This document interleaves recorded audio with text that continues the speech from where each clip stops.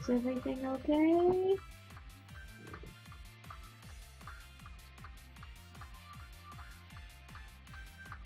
Alright, I'm seeing on Twitch that we're live, I guess? Oh, I can see that the stream has started.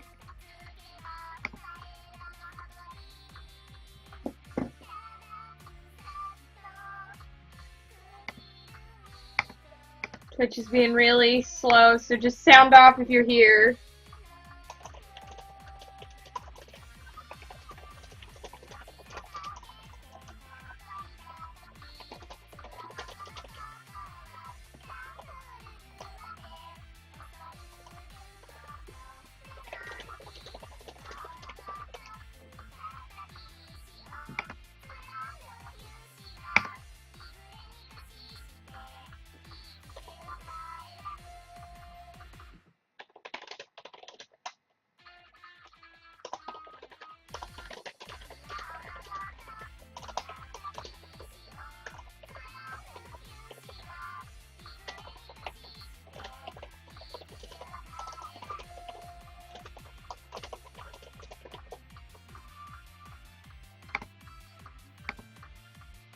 Are we live? I can't tell.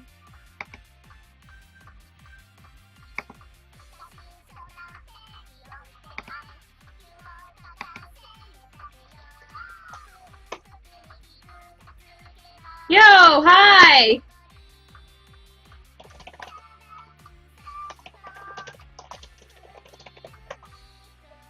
Is the stream live? I can't really tell.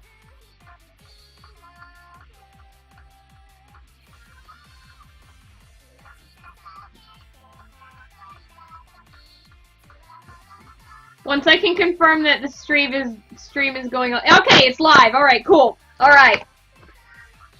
Now that I know that, we can start. All right. So tonight we are finishing up Stay, Democratic People's Republic of Korea. My first and only trip to North Korea. This was given to me by the devs of this game, and we were supposed to finish it up last week, but I had a really bad cold, and I knew I could not sit down for a few hours and voice act this whole fucking thing. So instead, we're gonna finish it up right here, right now, fam. For anybody who wasn't here last week, we are playing as a character you get to name. We named him Kim Jong-un, and he just got out of the U.S. Army. He has some pen pals that were in the North Korean Army, and for some reason, Kim Jong-un here was under the impression that it was all one big Korea. He thought that there was basically no North Korea. He thought it was all South Korea, and that we were all friends, and he has somehow managed to dodge all the bad news about North Korea. He has somehow managed to completely avoid it.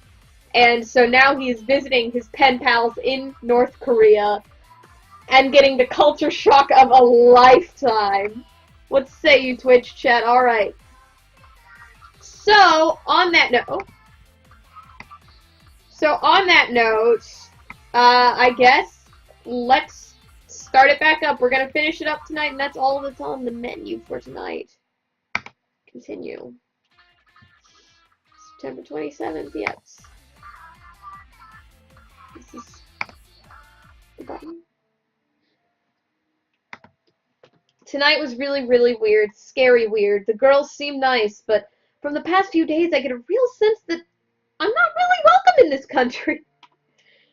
You think so? I really need to stay on my toes and get through this trip and just get home. Yeah, so I guess it's just now, like after, what, 2 or 3 days, it's really started to sink into Kim Jong-un that, maybe this country isn't what he thought. I'm really starting to get sick of that alarm. Seriously, this music violates the Geneva Convention in some way. I'm sure of it. It's been a bit since I've done my morning exercises. Maybe I'd better do these. Make sure I don't get rusty over here.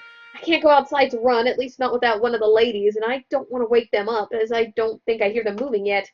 Guess I'll do some push-ups and sit-ups and stuff for a while. Whew, not too bad for taking a few days off. I think sometime during my workout I heard the girls get up and start doing their routine as well. I should probably take this time to get a shower before Zhang gets there. Not that the view wasn't pleasant yesterday. But I get the feeling that too many unplanned encounters of the disrobed variety might get me in some hot water. And not the literal sense of a shower. Another good reason to work up an early morning sweat is the shower. I'll be the first to admit that our bases aren't exactly perfect when it comes to getting hot water through the pipes to the showers, but at least it eventually gets there. Not here. I could crank the hot faucet all the way to Starcash coffee levels and still get hit by some Arctic level water. The first time I tried to shower here, I waited and then finally just forced myself to get into the glacier falls.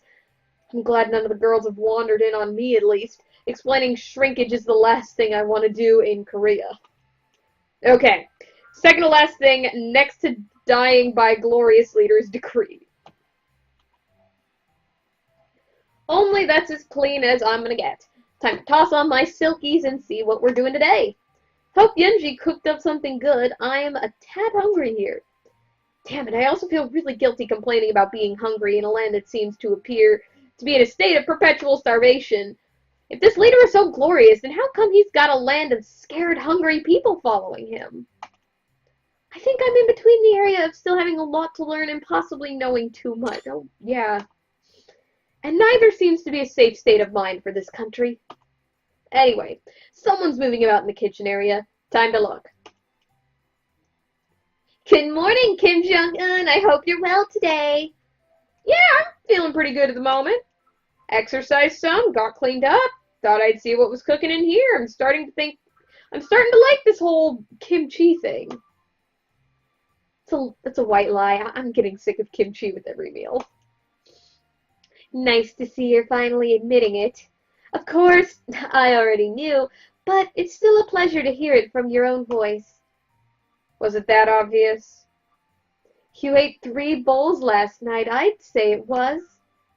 Well, Gunny says I'm a growing boy, then he makes me run. Guess it's the girth. That's what they say about Americans. What? Oh, never mind. Just talking to myself. Well, anyway, what's Yunji got cooking for us? Speaking of which, where is she? I believe she was looking for something in her room, but was having a hard time finding it. Maybe you should help her out. Are you sure that's a good idea? She might not want me snooping around her room. It's not snooping if she's there. Go ahead and help her. I'll get the table set. The quicker you get up and find what she's looking for, the quicker we get to eat. Well, okay, I guess. What are y'all thinking so far, Twitch chat? Sound off, because it's hard for me to tell what's going on not in-game. Jung mentioned you needed assistance. Need some help there, Yinji? Cup check, kick.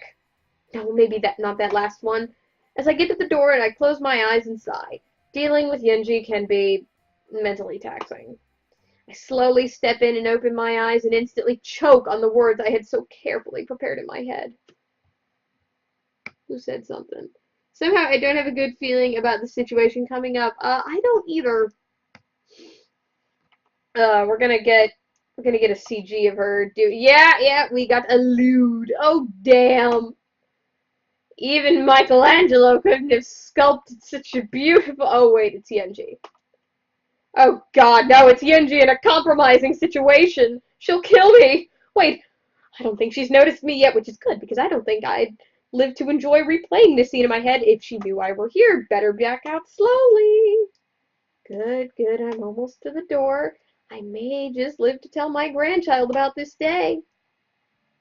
Glad to see you and Kim Jong-un are finally getting along, Yunji. Oh, Jong, no! Oh god, here goes any chance I have of having children. I'm not sure who to kill first. The perverted peeping Tim or the loudmouthed older sister. But then killing him seems too kind. It's not like that. Yunji, I didn't know. I'm going to... Yunji, I swear I wasn't peeping. Yes, you were. Zhang, you're the one who got me into this. You're both dead. It was just a second. I didn't see all that much. He was totally staring. Like For minutes! Oh, Zhang. Oh, Zhang, you're gonna get us killed. Zhang, no. This game is back with the vengeance. Absolutely it is. It's back with the vengeance, and it's back with Yenji's ass. I'm getting attacked from both sides here. Just admit you were comparing her ass to Renaissance sculptures already. How the hell do you know? Oh, how the hell do you know that? I'll kill you! I hate doing these yelling voices. Ugh.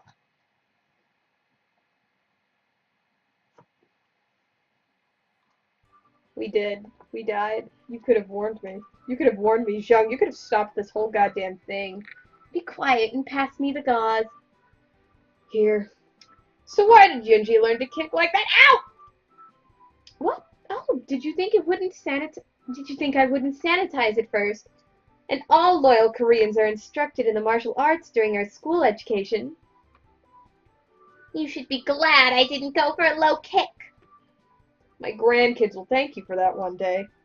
I'll need to change again, though. I think I got blood on my shirt. Well, it's not like you didn't deserve it.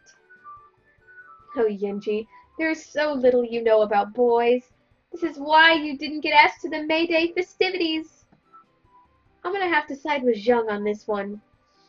Fine. How would you like it if I watched you get changed then? Honestly, wouldn't bother me. I think enough men have seen my junk since I joined the Marine Corps to last a couple of lifetimes. And what about women? I'm not walking through that trap. I'd like to avoid getting another kick to the face. At least he learns. Really? Just wait for tomorrow's CG. What? Oh, that was her talking. Nothing, nothing. Well, I'm gonna take a shower, so stay out! Oh, I almost forgot. Could you go get the anti-swelling medication from Yunji? Nope, no way, nuh-uh. Probably a good idea. It didn't fit the budget anyway. What are you talking about? Ancient Korean secret. Anyway, let's go prepare the table for breakfast. Breakfast is over, and we even managed to get through it without Yunji attacking anyone. It's probably good that they keep the weapons locked up. God forbid I walk in on Yunji field stripping her rifle or something. After cleaning up, Zhang presents the familiar map to me again. So, which date are you picking today? Wait, why is Yunji's bedroom written on here and then crossed off? Sister's idea of a joke was to list my bedroom as a date route after the incident this morning. However, as this is not an arrow gate, I crossed it.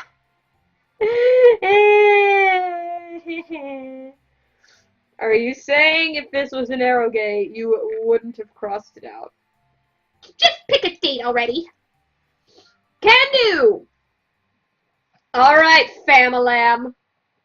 We can, what are our options still? We can go to Mansud. I'm so sorry again. I'm absolutely pronouncing these wrong.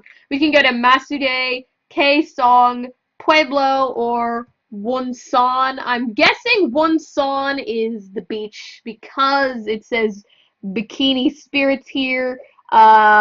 There's also Hearts by Mansude, Pueblo, and Kaesong. First person to put in chat where they want to go will go. Wonsan. All right, Wonsan it is. We go to the beach. Looking over the map, a coastal area on the east coast off the side of the peninsula has been circled in red ink. Also, in the code, it looks like someone added bikini sprites here. Who am I to argue with the unseen end of fate beckoning me along? It looks like this may be a bit of a haul, but Wonsan looks like it'd be a cool place to go. There's usually lots to do at the beach, right? I swear, if I ever find out who wrote that comment about the bikini in the code, he's going to be in the gulag for a month. Well, I'm not taking you there. Just forget it and pick somewhere else. Oh, and here I was hoping to get to split watermelons while Zhang had me help her with the sunscreen. Think you can take me then, Zhang? Of course, it would be my pleasure. Well, then it's settled. I'll go grab something to wear on the beach, and we'll get the driver over. Oh, no, you don't. Nothing is settled. Hear me now. You get your scrawny butt back here. And you, sister, didn't you even think about trying to edge in on my date? You want to go with me alone, right? Kim Jong-un? Naming our character Kim Jong-un was the best decision I think we ever made. Now, sister, it's not my fault. Kim Jong-un wants to... Don't place the blame on me! You're the one who flipped out when I suggested going to Wonsan, Yunji! You're gossiping the question. Oh, goosing. That's it! We're going! Get your bathing suit and meet me in the car! But you just said you wouldn't go there. I changed my mind! As the Americans say, nutta up or a shut up, right? Okay, I know for a fact I didn't teach her that. Yunji starts to head back to her room while Jiang calls out, "Don't forget your bikini!" I'm not wearing one. He can swim if he wants to. I'll wait on the beach. But it really won't be that fun on a date if I'm the only one swimming. Go ahead, just wear some shorts or a one piece if you're nervous. You should still swim, though. That won't do. The code clearly calls for bikini sprites. Glorious Leader has written this into the code himself, so she must wear a bikini. Fine. It can't be helped that the Glorious Leader has instructed me to wear one. Good. You need some sun anyway, sister. Well, I'm gonna go grab my stuff so we can head out. Hi, Kennedy. Hi, Mr. Manuel. Yeah, no, this game is absolutely an 11 out of 10.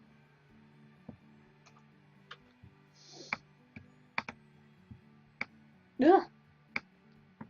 Zhang laughs as we leave the room. There we go.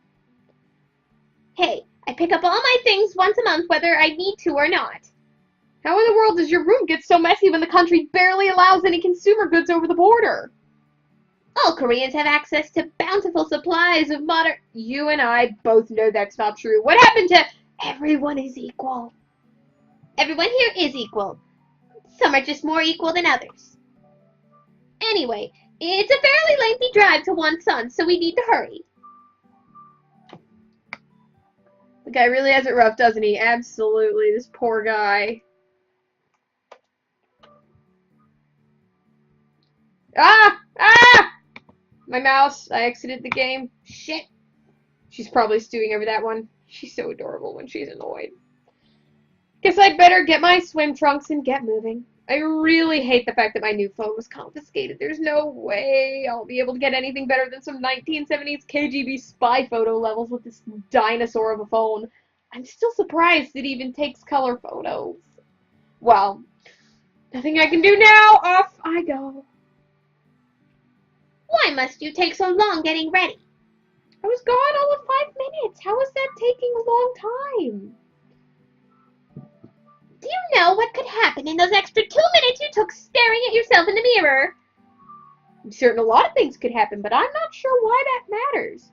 It matters because we could have already been in the car and gone 2 minutes ago. True, but we could also have been in the car those past 2 minutes you took lecturing me on supposedly taking too long to get ready. There's that annoying attention to facts again. Let's just get going already, stupid. What say you, Twitch chat? He's the male protagonist of every harem anime ever, yeah. He's just blissfully ignorant of North Korea. And just like that, we're already in the car and on the road. I can't tell if you drag me by the hand because you love me or hate me. Oh, please, I heard your heart beat faster the instant I grabbed it. So quit complaining like you don't enjoy it. Who said I was complaining? Yunji gets close up to my face while she frowns. You sure sounded like you were complaining with that nonsense question. Suddenly, the car strikes a pothole and Yunji falls onto me. Oh. And in a perfectly awkward fashion, her lips smack on my... Yes! Yes! We eroge now. I knew it. You did that on purpose, didn't you? No! It's That impromptu makeout session was all due to this terrible conditions your country's roads. Yeah. A likely excuse. You just wanted to steal my first kiss, didn't you? How would I even know that would be your first kiss? No! Well, you used some of your mystical protagonist powers, didn't you? She knows too much. The hell are you rambling about? I don't even know anymore. All I know is that you stole my first kiss. How will you make it up to me? No! Make it up to you? Are you serious? You were the one who fell onto me, so I guess you could say this was your fault. Well, it doesn't count. You hear me? I'll deny it if anyone asks. Sure, but deep down, you'll always know you liked it. I wink at her, hoping to make Yunji stew in her anger a little more.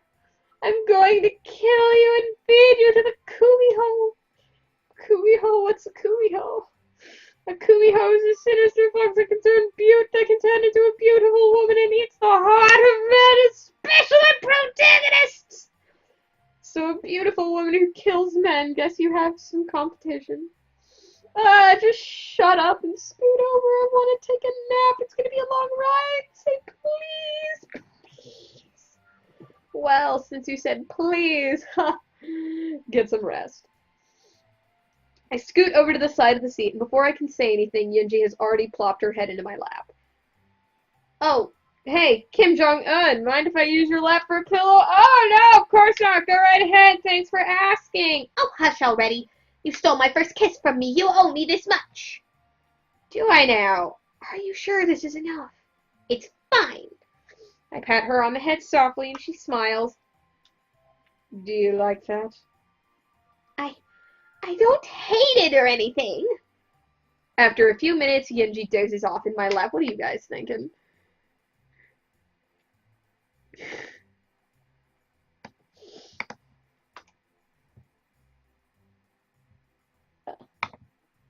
Keep stroking her hair, and I feel my own eyes getting heavy as the car rolls softly along the surprisingly well-paved road. Alright.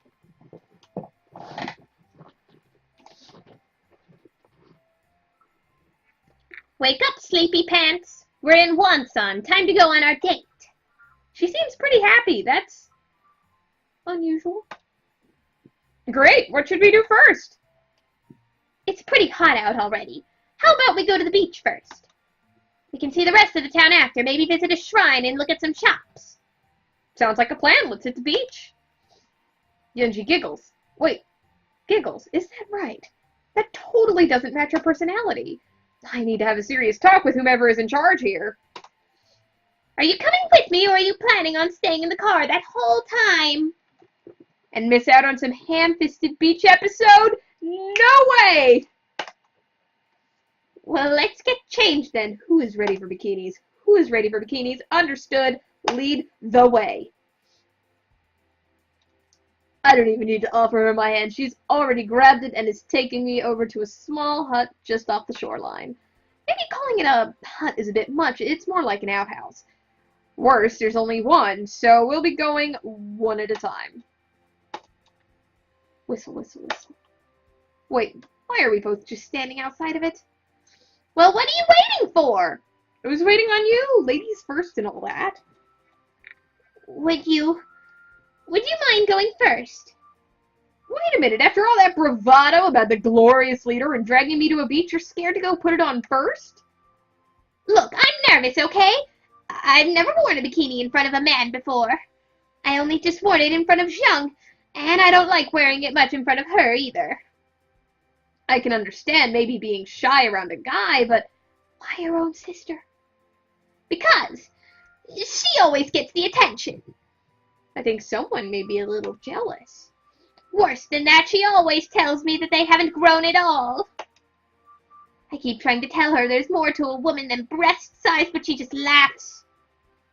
The guys are always staring at her. Sometimes I wish they'd stare at me. Not that I like that or anything, baka. This might be the first time I've ever heard a woman say they wished guys would stare at her. Usually most women wish guys would stop staring. I guess it would be more uncomfortable, but it also does sort of validate you in a way. Speaking of uncomfortable, this sudden honesty from Yunji has me very uncomfortable.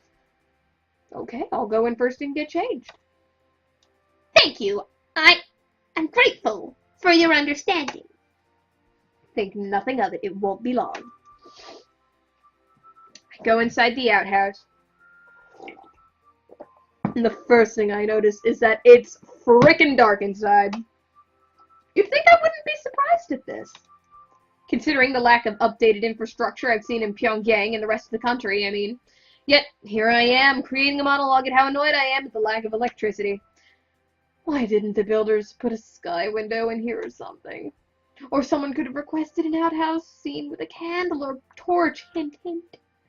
Still, a few minutes later, I'm in my silkies and ready to hit the beach.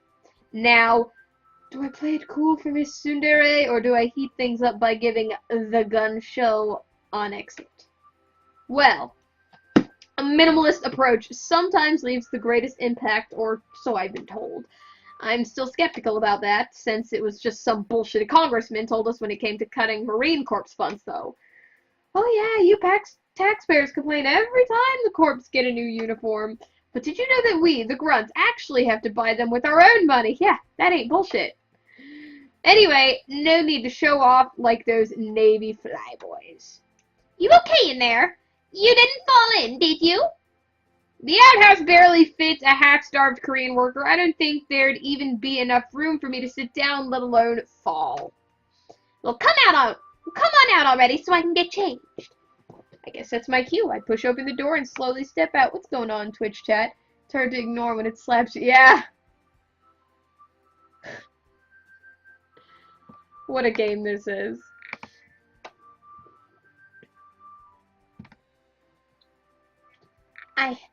I guess you're acceptable for an American.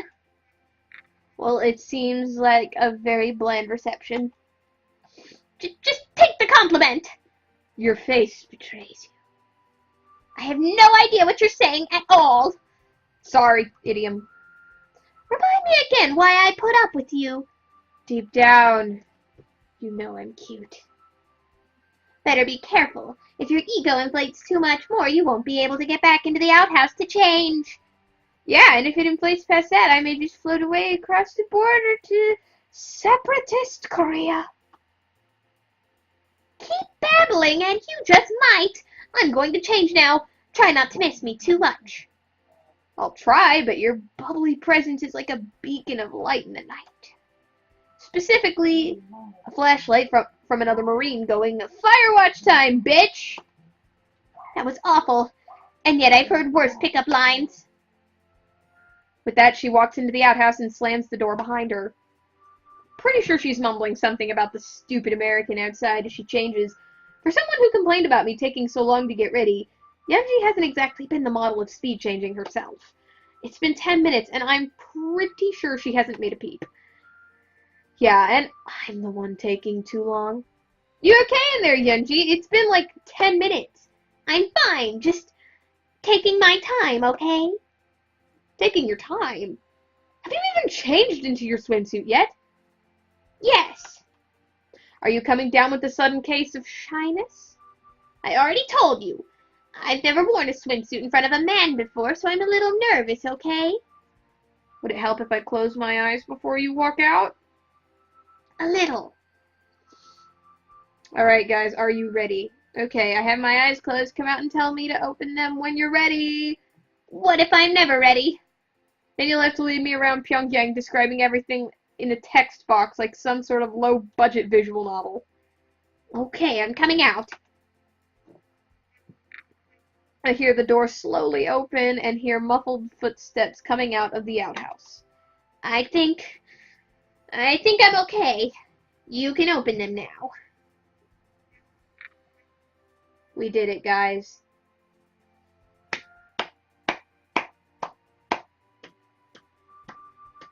We did it. Do I look okay? Okay, she's hotter than Willie Pete shell going off in a crowded market square. No, she's not. Yunji looks fantastic, though. I mean, she's not as filled out as her sister, but there's a little something for everyone in this game, you know? Getting changed. Whoa, whoa, hold up, Yunji. Don't mistake my silence for disapproval. I was just monologuing. I don't understand. Yunji, you look great. You have nothing to worry about. And to be honest, I guarantee you the guys are going to be staring at you. You just can't see them. Again, I don't understand. Could you just speak plainly? Sorry, I just mean that you don't have anything to worry about. Thank you. I feel a lot better. I was worried I wasn't attractive. You are, though. Maybe you need to lighten up on the tsundere routine. Yes, fuck, I agree. Now let's hit up the beach.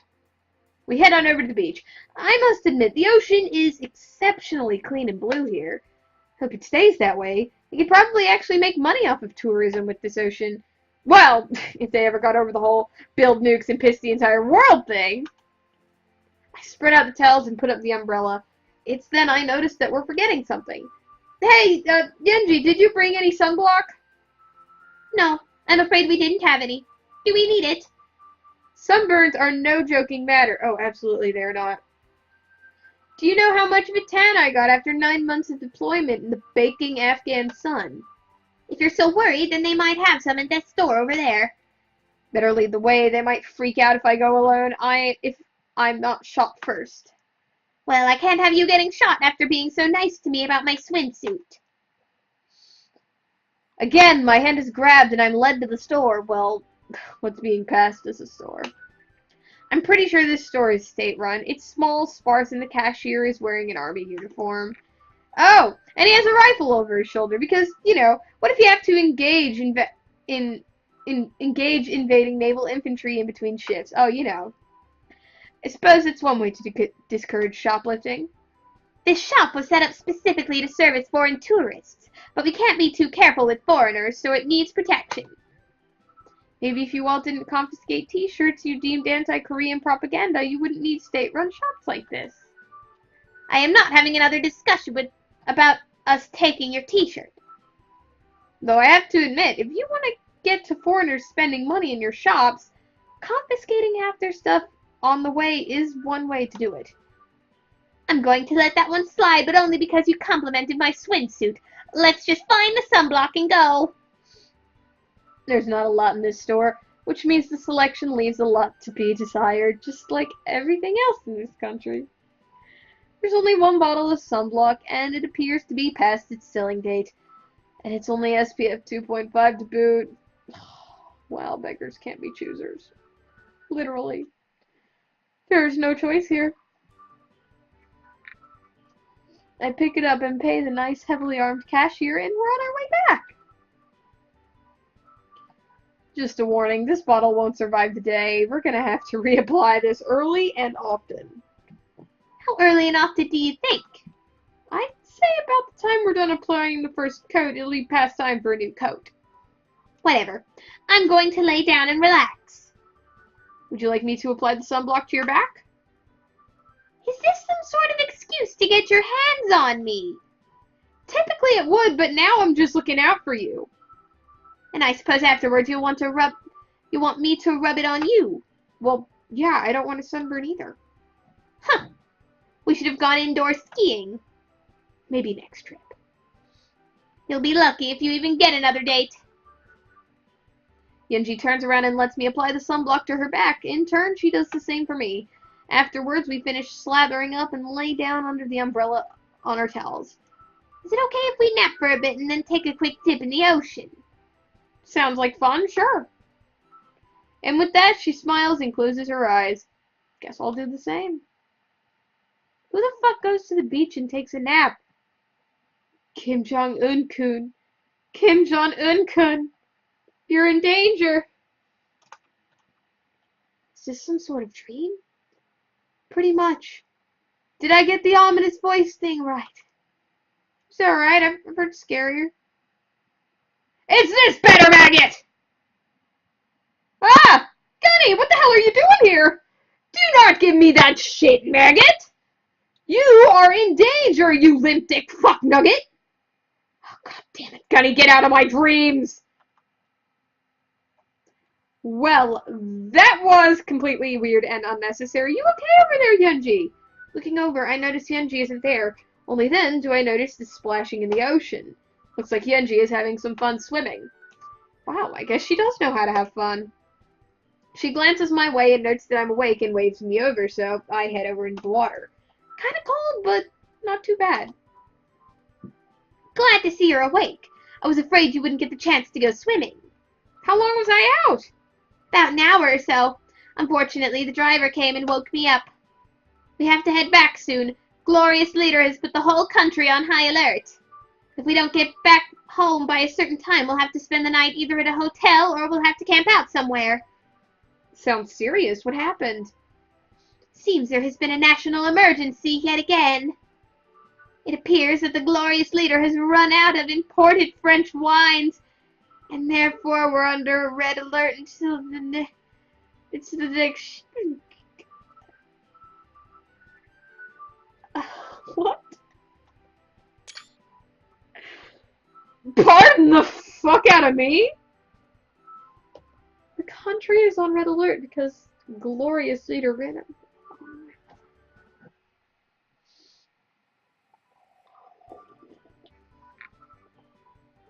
I just... Oh my god. This game is something. Oh my fucking Christ, what do y'all think? Going from one clothing extreme to another. Alright, well, I'm moving it! Moving on. That doesn't seem to warrant martial law. Reports are incomplete, but Glorious Leader wouldn't institute such a drastic action unless it was justified. I guess I'll bury that gift deep down in my bag at home. Nothing important. Carry on. Well, either way, let's not let that ruin the fun. We should swim a little before changing and heading home. And with that, we splash around, have a couple of swimming races, and generally have a good time. Or try to, anyway. My tension at being in this country grows by the minute. Afterward, we get changed and we're back in the car heading for Pyongyang.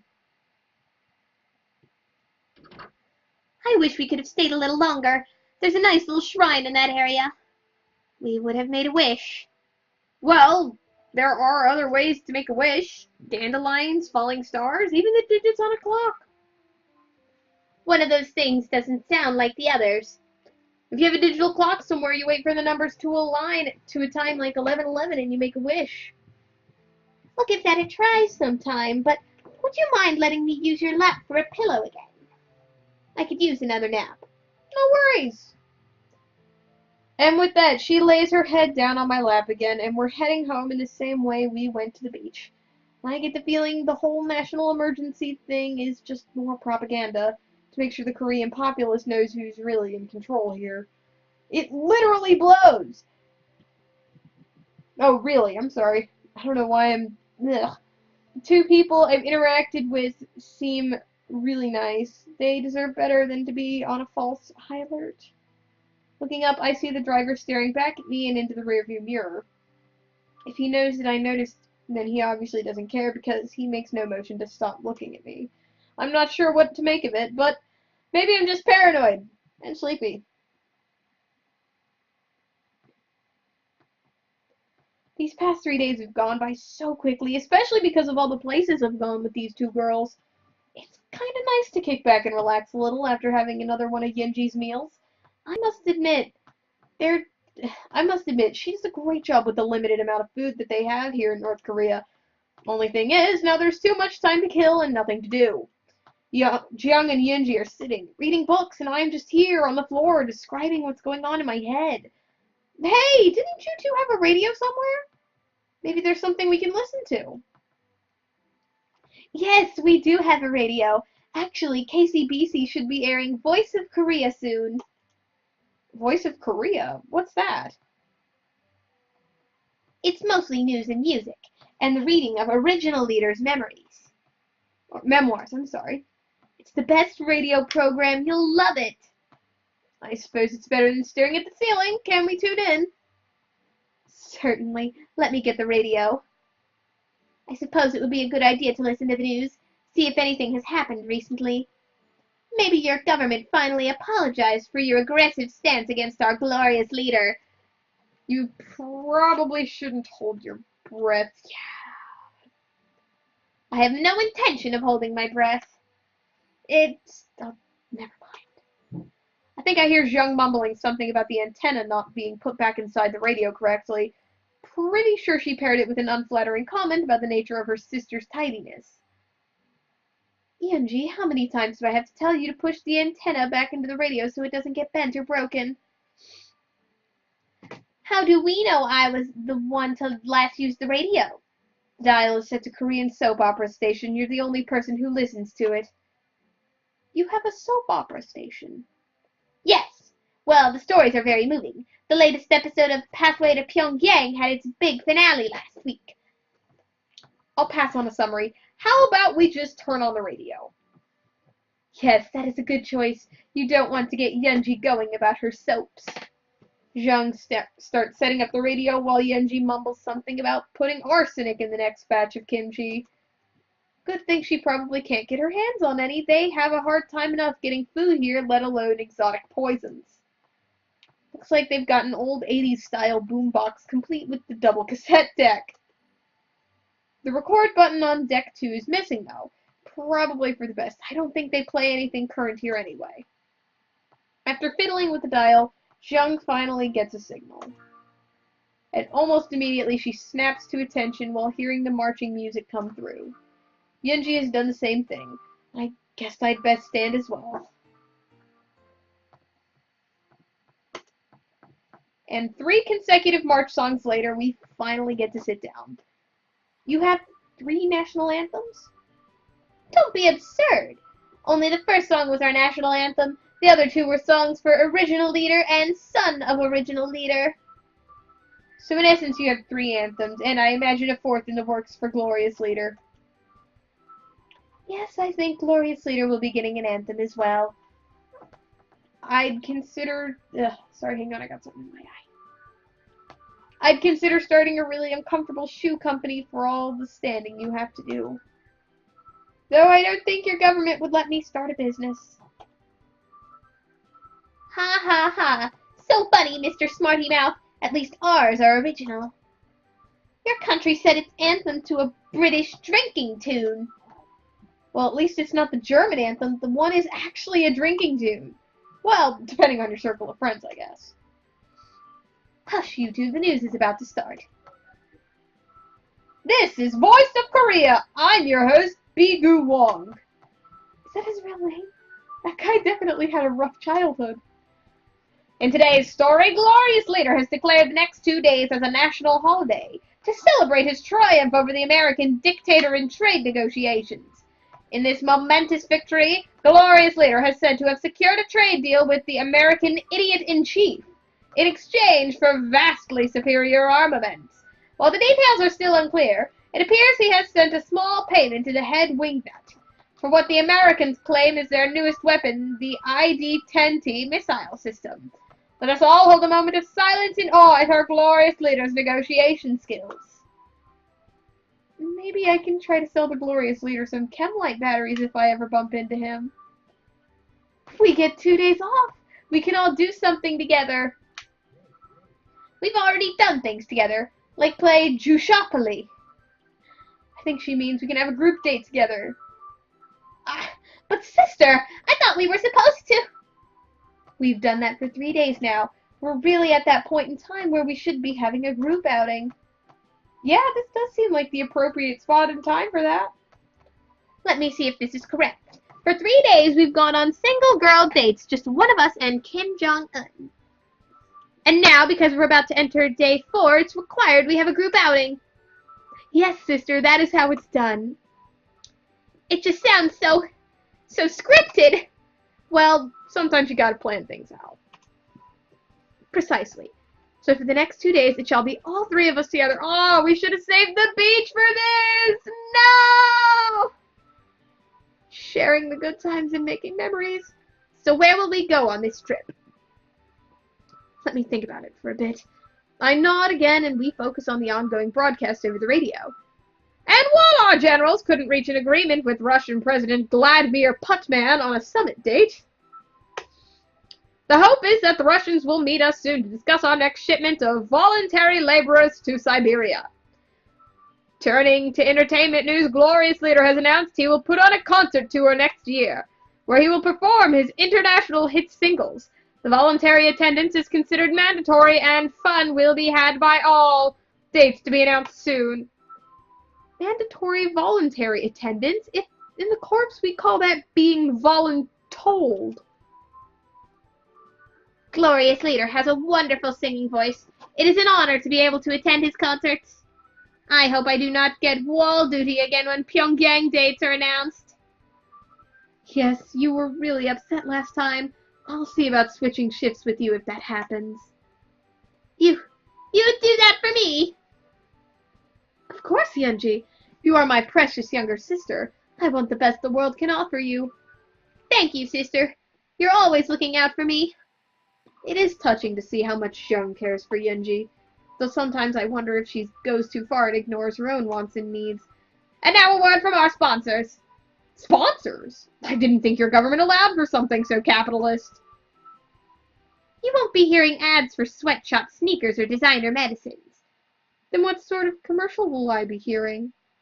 The only thing that deserves to be advertised. I should have known. No, really, I should have known. Good evening, citizens of the best true Korea. Truly, you are graced to live here. This bountiful land of plenty is sent by the divinity of our original leader to his grandson, our glorious leader. He alone has the wisdom to direct our country to its rightful ascension as rulers of the world. But he is not alone in this eternal struggle against the forces of those who occupy all other lands, especially our birthright land to the south. The Workers' Party, the only party that represents all its citizens anywhere on earth, assists our glorious leader as he stares down the threats of the world poses to us. Together, glorious leader and the Workers' Party will lead our nation to total triumph over the evil forces of the United States and its enabler allies. Remember to support your Workers' Party by saluting our brave military members who will do battle on our behalf. True Korea prevail! Man, I thought commercials in America were long-winded. That was... Are you crying, Yunji? That was poetry. Beautiful poetry. I am so happy to be a part of our destiny. Oh, okay, well, Jean? Sorry, I was just lost in thought, trying to figure out where we should go for our outing. Maybe we can get out of the city and go somewhere else. I could use a change in scenery. I had considered that option. Oh no, we're not going camping again. Never ever again. Who said anything about camping? What say you, Twitch chat?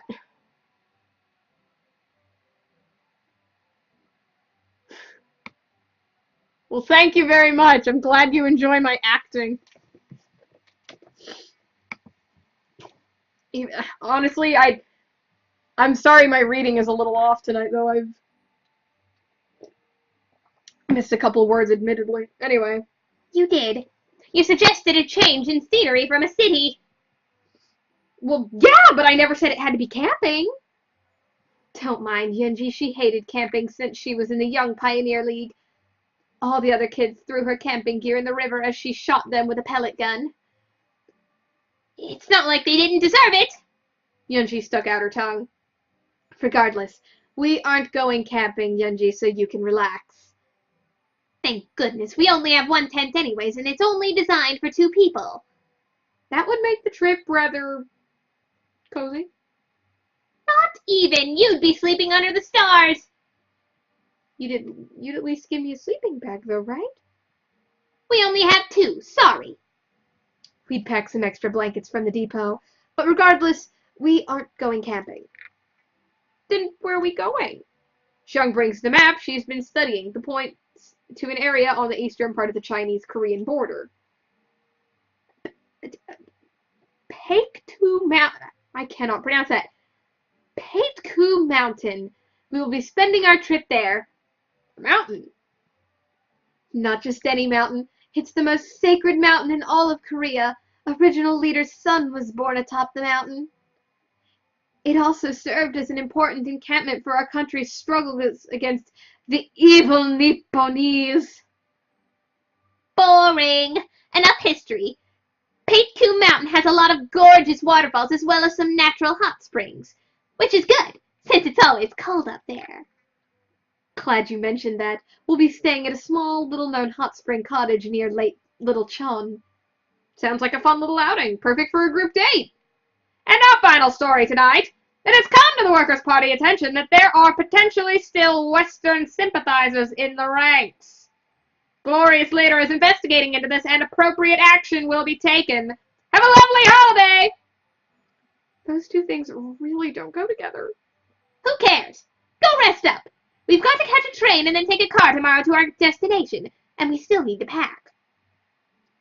That's true, sister. Let's all get ready for the trip. Well, I'm already packed, but a little extra sleep wouldn't hurt. yes, you'll want to be full of energy for this trip. Sleep is essential. Good night, Yinji. Looks like the next 2 days are all set. I'm looking forward to it. Time to hit the sack and get ready for this 2-day excursion. Well, I'm glad we did bikinis when we did after all. What say you, Twitch chat? What y'all talking about? Man, this game already has enough camp. Can't wait for when the true Korea prevails. Woo!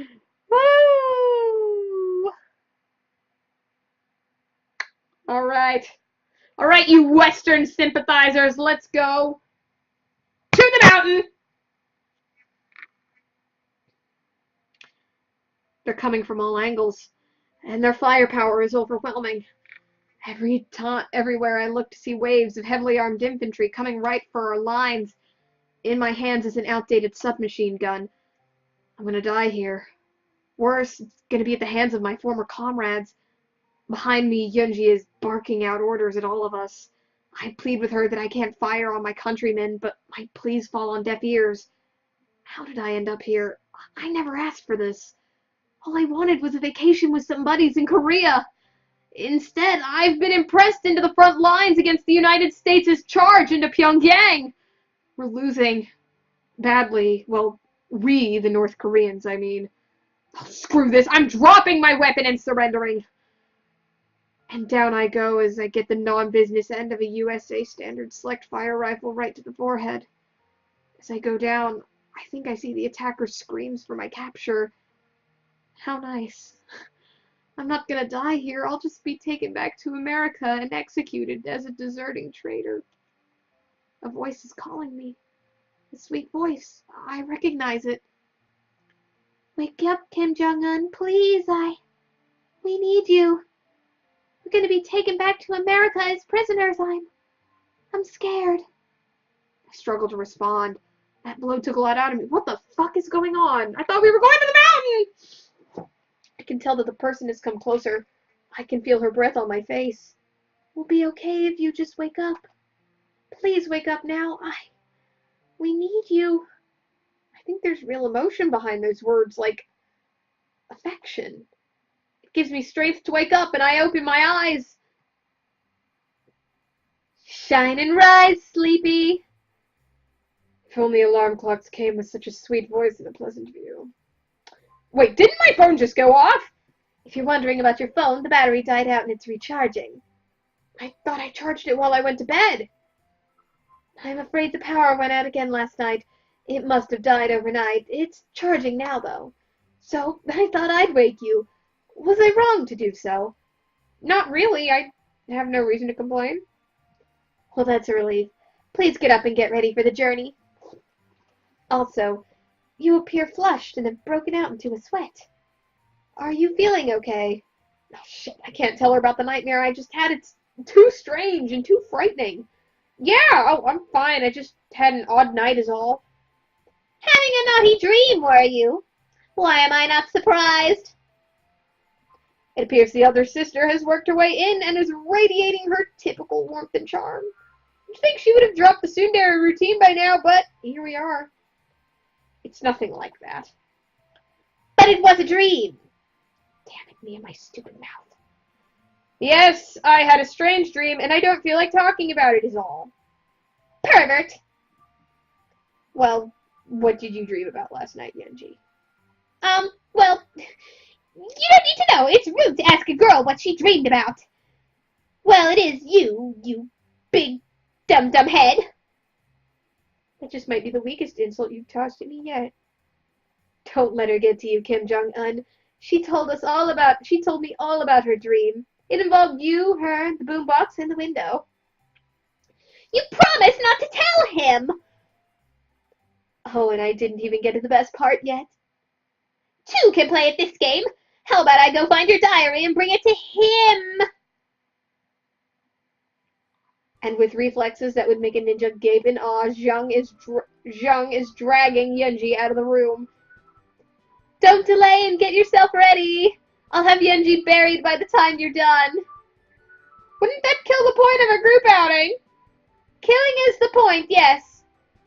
Avenge me, Kim Jong-un. I'll just keep your memory alive in my dreams, Yenji. I hate you both. Yenji should be okay. Zhang won't kill her, probably. I hustle to take a quick plunge in the Arctic water that they call a shower and gear up for the 2-day excursion. I think I heard them bickering a bit, so that's a good sign that Zhang didn't kill Yenji. I head out to meet them. Looks like everyone has all their possessions ready. Has everyone remembered to hit them on the head as well? I get to hit someone on the head?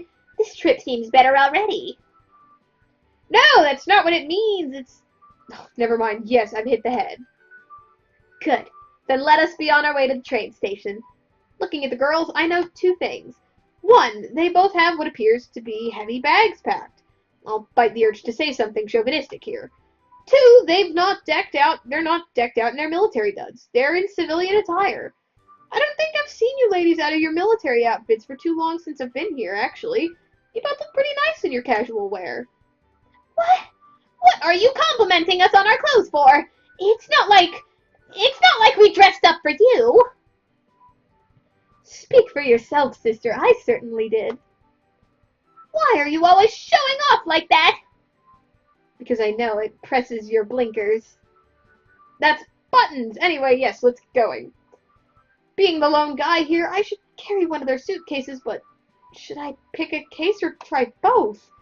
I mean, Yenji will likely get mad if I try to carry her things. Then again, she might get mad if I try to carry Zhang's things.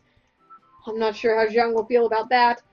Sometimes I get the notion that she's trying to push me toward Yenji, but then I get reservations about it. So, what should I do here? What are we gonna do, Twitch chat? Are we gonna help Zhang? Are we gonna help Yenji? Or are we going to be a macho man? First one to put it in chat gets to pick. Buck ahead, I like that. Alright. We helping Zhang, we helping Yenji, or are we grabbing both bags like the macho man? Be a macho man!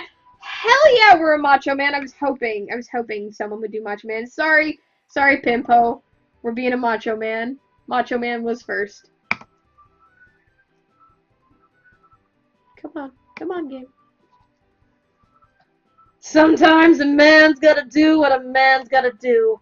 Like when you have the truck, when you have a trunk full of grocery bags, then don't make multiple trips. You keep slipping them over your wrists until you can't feel the circulation in your lower arms anymore. Slam the trunk and brake for the front door with every single bag. Bonus points if you can carry the 24-pack of beer cradled in your arms as well.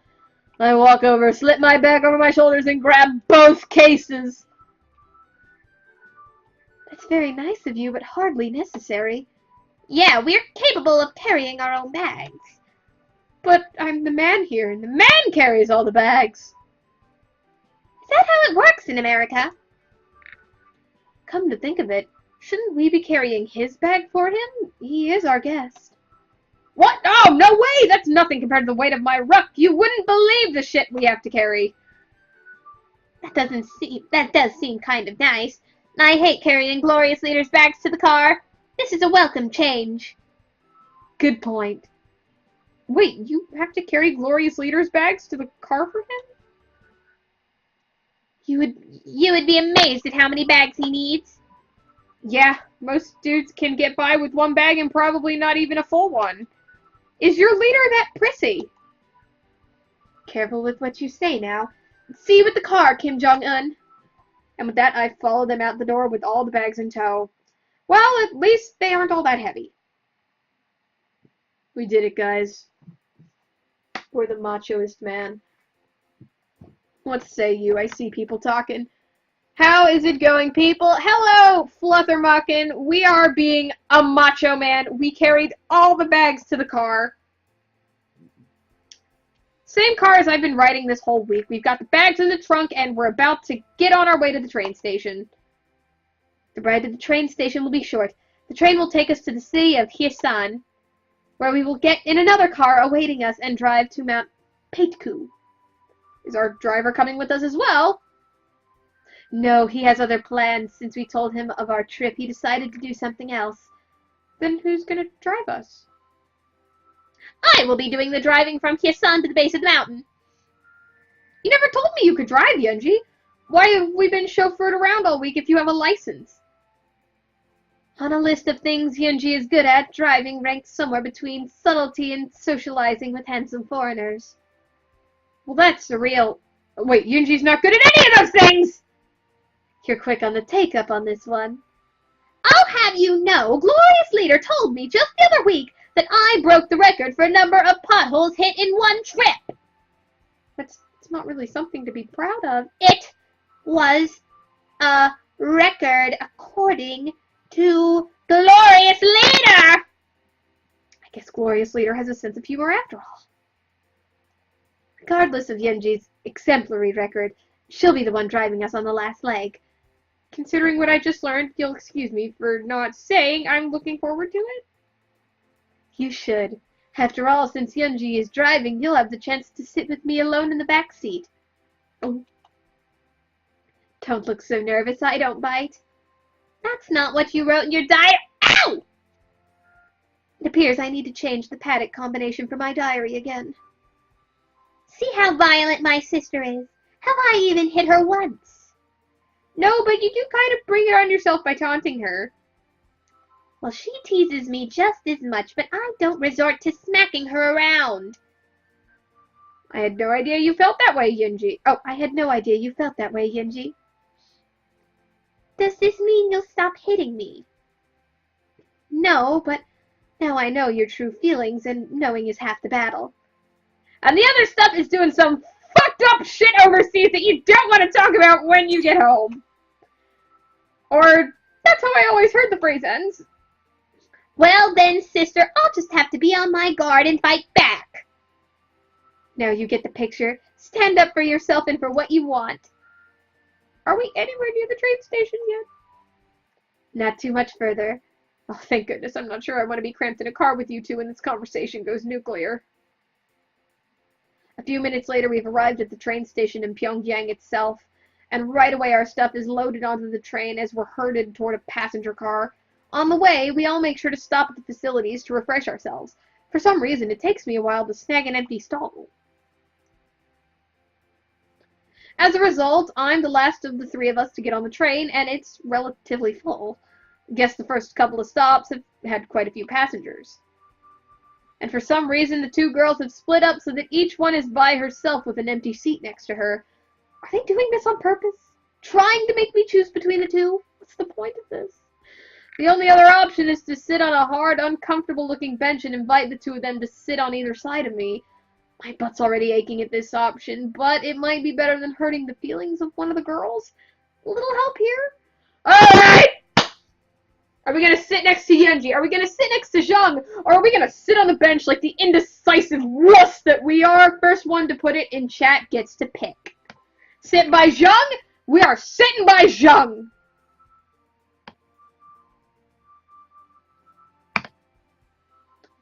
Yunji would probably scold me for sitting next to her, right? So the safest option is to sit next to Zhang. Good choice, by the way. I like Zhang a lot. I head on over to the seat next to Zhang and sit down next to her. And here I was certain you'd sit next to Yenji. I don't see why. I've enjoyed my time with you and thought we could chat more on the train ride. Are you saying you haven't enjoyed your time with me? That's not what I'm saying at all. But you chose to sit next to Zhang. I don't mind if you sit next to Yenji instead. Well, if you insist. Don't bother. My sister, for all her pleas for me, to be honest, is a pretty big liar herself. That's not true. Can you just admit that you like Kim Jong-un already? I'm sure it's not like that at all. Right, Zhang? Right, sure. I'm feeling a bit tired at the moment. I think I will rest my eyes. You'll have to stop running away at some point, you know, or you'll never get what you want. Sorry, busy resting here. Try later, sister. I think that's her way of saying, let it lie, Yenji.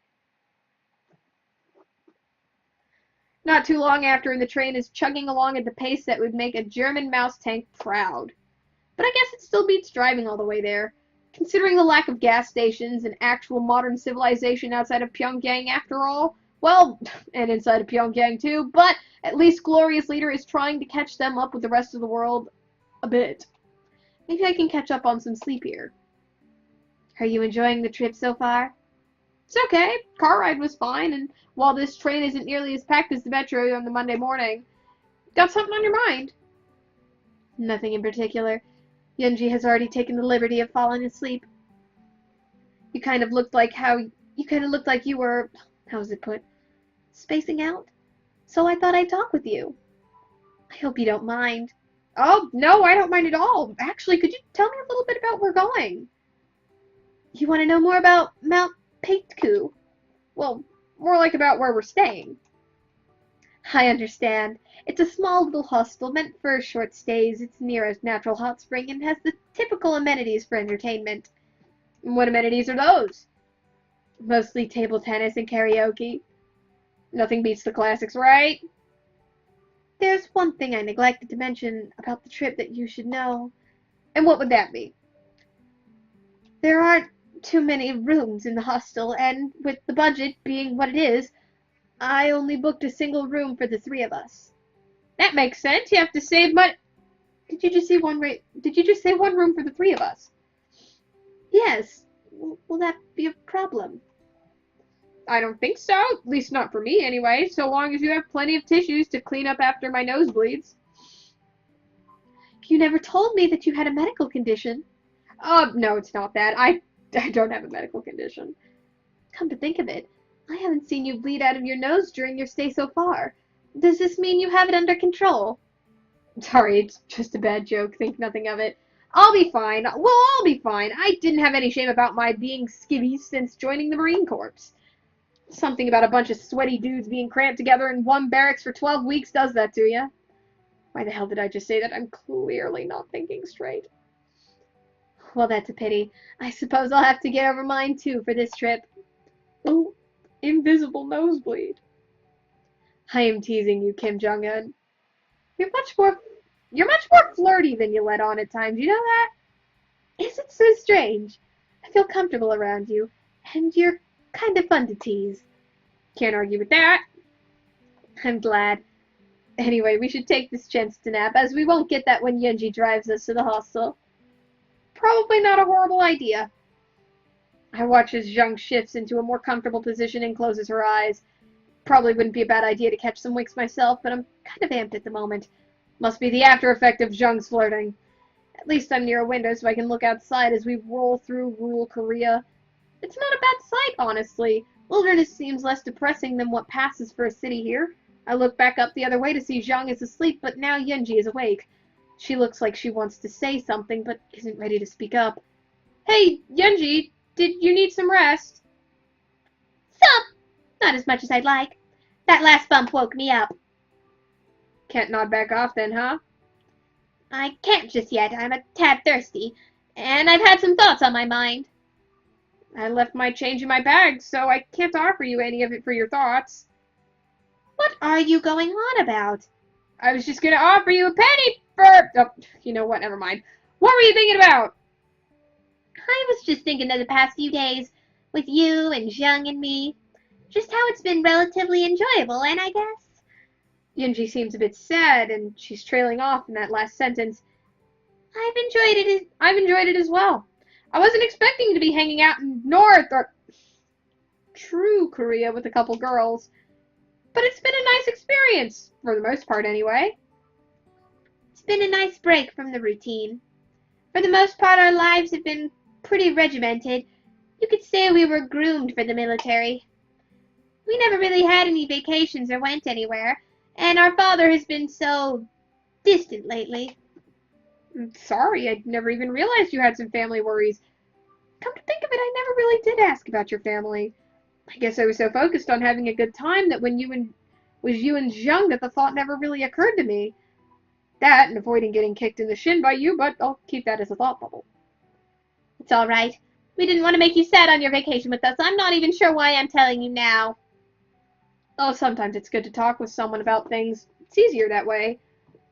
I wonder about that. I guess I feel comfortable around you. You listen to me, and you're nice to me, even though you tease me a lot. We Americans are a funny group. We generally tease those we like the most. You like me? Well, of course I do. I like you and Zheng. You're both fun to be around. Oh, I understand. I am glad you decided to visit, though. I'm going to try to get back to napping now. That sounds like a great idea, and I think I'll try to give you wings too.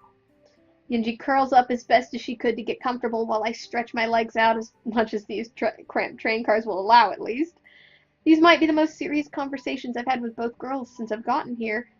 I can't help but think that there's something on their minds that they aren't telling me. Maybe I'll learn before I head back home. Seems like we've hit a smooth section. Seems like we've hit a smooth section. I think I'll take that nap now. Hang on, I got something in my eye. Shit. What's everybody thinking so far? I see people talking in chat. Singing with a flinch. Fix a bench. Yeah, I am very confused when I'm looking at chat. The bench is evolving. Okay. Still have something in my eye. Shit. Fixing a bench with a wrench along with a French in a trench while singing with a finch. Alright. Fixing a bench with a wrench along with French in a trench while singing with a finch. Okay, that's a good tongue twister. I like that. Back when I did competitive speech, to help us with our enunciation before a round, we used to say cinnamon animals as quick as we could, just as many times over as possible, just before we would mess up, and it really helps. Cinnamon animals, cinnamon animals, cinnamon animals, cinnamon animals, like that. I really should do it for future, like in the future, before I start reading a fucking visual novel out loud. The rest of the train ride went without incident. When we got to the Hyasan station, we gathered our bags and picked up our rental car. At least, I think it's a car in the least representative form of the world. In the word, Zhang called it a Lycolata? I call it a Soviet rolling death trap. Think of a rusty Yugo from the late 70s and you've pretty much got the picture. It's a good thing America rejected this piece of perestroika, or the Soviets would have defeated us via car accident. The minor issue being I'm cramped in the back seat with Zhang, though it does oddly resemble the same back seat of the car we've been riding in all week. Maybe it's one of those one-size-fits-all Korea communist things.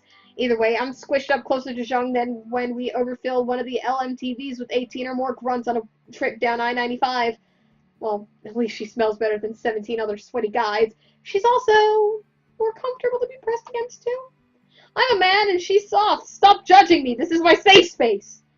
Okay, so that's not really a complaint. The real complaint is that Yunji's driving was overhyped. And considering we'd established Yunji wasn't that good a driver earlier, this means her driving is even worse than I ever could have imagined. Whichever deity is in charge up there, I'm asking you to deliver me from this threat to my person. I'm not picky about which one of you answers. You are like a little baby with your whining. I'll have you know I missed that last pothole. On purpose? Let's go with that if it makes you feel better and shuts you up. I'm gonna die in North Korea. And in the least politically charged way possible. Death by communist wagon falls off the side of mountain trail. If you don't shut up, your death will be caused by me strangling you. Ordinarily, I would say something nice to placate the situation, but I'm afraid I'm in agreement with Kim Jong-un on this. Have you gotten worse since the last time we've gone out with you driving? I hope this model has child locks so I can bail out and leave you two plunging to your deaths. Child locks? I doubt this Cold War piece of junk even has anti-lock brakes, let alone child locks. Done. Okay, you hit that big-ass crater on purpose, admit it? I admit that was a big-ass crater and I hit it. My head would be hurting more, but it's stopped by the fun bag system installed near my head in the back seat. Maybe this isn't so bad after all. You could try to make the ride a little more cozy, sister. You mean comfy, right? Because you two look cozy enough. Look, it's our fault the rental car's back seat barely is big enough to fit a couple underfed Eastern Bloc children, let alone two fully grown adults. I'm thankful you bathed and put on perfume. It smells nice. Cologne! Guys, put on cologne. Wham. Did you just bring over a deer carcass or something? She better not have. It was fresh enough that we could have cooked it over a fire pit. Good joke! It wasn't a deer carcass, it was just an overgrown root. Oh, it wasn't a deer carcass, it was an overgrown root. Also, if you don't like heights, then please don't look out the window right now. I am not falling for that one again, telling me not to look out the window, so I'll look and Holy shit, how are you managing to drive this close to the edge? Talent! And stop screaming. I told you not to look. Talent my ass, Zheng! You are really an ancient Korean deity who has answered my humble prayers, right? I haven't been compared to goddesses before, however, I don't think I would have any actual powers. My guess is we're just really lucky Yunji hasn't killed us yet. Way to back your little sister up. How much farther do we have to endure this torture again? Not too much farther. Once we find the appropriate lot to park, we can take a short hike up to the hotel. We have to hike there. It's not a long hike. I'd say we can take a cable car up there, but it's never really in operation. Hiking won't be so bad. At least I can avoid obvious walking hazards, unlike Yunji when she drives. Thud. I only hope I remember who I am after the multiple concussions I'm likely raking up back here. Don't worry, if you forget, we'll brainwash you into being our manservant. I will never make fun of New York drivers again after that experience. Once we get to the parking lot, we have to hike up a curved mountain path up to the summit. It took roughly 40 minutes or so. Once there, Zheng and Yenji led me down a much less used path to a quaint hotel, near to what appeared to be a small natural hot spring that broke off from the crater lake. It's about mid-afternoon when we finally arrive. I must say that the place certainly does look cozy, at the very least. Maybe rustic would be a good term for it. The hot spring is outside. Looks pretty warm, which is good considering it's pretty damn cold up here. Guess the girls weren't kidding when they said it was chilly here last year round. There's also a distinct lack of partition built into the hot spring, meaning there's only one spring and it's not segregated by gender. Is it normal for men and women to share a bath in the hot spring here? Are you complaining at having to share a bath with us? That doesn't seem very, as you say, nacho. That's macho, and I'm not complaining, merely observing the fact that there's only one spring and it's not partitioned off by gender. I was merely teasing you. The truth is, this hostel was built in compliance for a women's summit that was to be held. Something about discussing women's rights violations around the world. We built this in hopes of securing a bid to host it. However, we lost that bid, but the hotel remains. It's not a very well-known place, even here in Korea. So who won the bid to host the conference then? Doesn't matter now. We didn't get the bid, but we have a vacation spot. End of story. Japan won the bid, didn't they? Curse you, Nippon! Perceptive as usual, Kim Jong-un. But we're here to have fun, not dwell on the injustices of the past. I will get us checked in. Please wait for just a minute. I wonder what we should do first while we're here. I think I'd like to relax and leave the hiking until tomorrow morning. A nice relaxing dip in the hot spring and then maybe some spirits inside the hotel? Why would you mention spirits when we're supposed to be relaxing? Why wouldn't I? Kicking back in a rustic hotel and sharing spirits with you and Zhang? Doesn't that sound grand? Not at all. I hate spirits. Oh, well, you just had to say so. You don't have to join us. Ah! Get away from me, spirits! It appears that Zhang has snuck up on Yenji and has frightened her something fierce. I'm sorry, Yenji, I couldn't resist. You see, Yenji has always been frightened of ghosts, even to this very day. Ghosts? Who said anything about... Oh, I get it. Yenji, did you think I was talking about ghosts when I said to go have some spirits? Well, what else could you have been talking about? Spirits is another word for booze. Alcoholic beverages. Firewater. Then why didn't you just go say get some drinks instead of scaring me with talk of spirits? I should really have listened to my Korean teacher when he said use simple language. We're checked in. There's a couple of other guests, but not too many. I ran into one while getting the keys. She had on a rather nice suit, like she was a detective or maybe a traveling salesperson. She was very nice and she hoped to see me later. Yunji has expressed interest in soaking up the hot springs. Good idea. Let's do that and then entertainment in the lounge. Here are the keys, one for each of us. Let's go to our room. I follow her inside the hotel and she opens the door to the room. I'm a little less than enthusiastic at what passes for a hotel in this inn. Correct me if I'm wrong, but this looks exactly like my bedroom back at your place. It's not all that surprising. This place was built by military labor.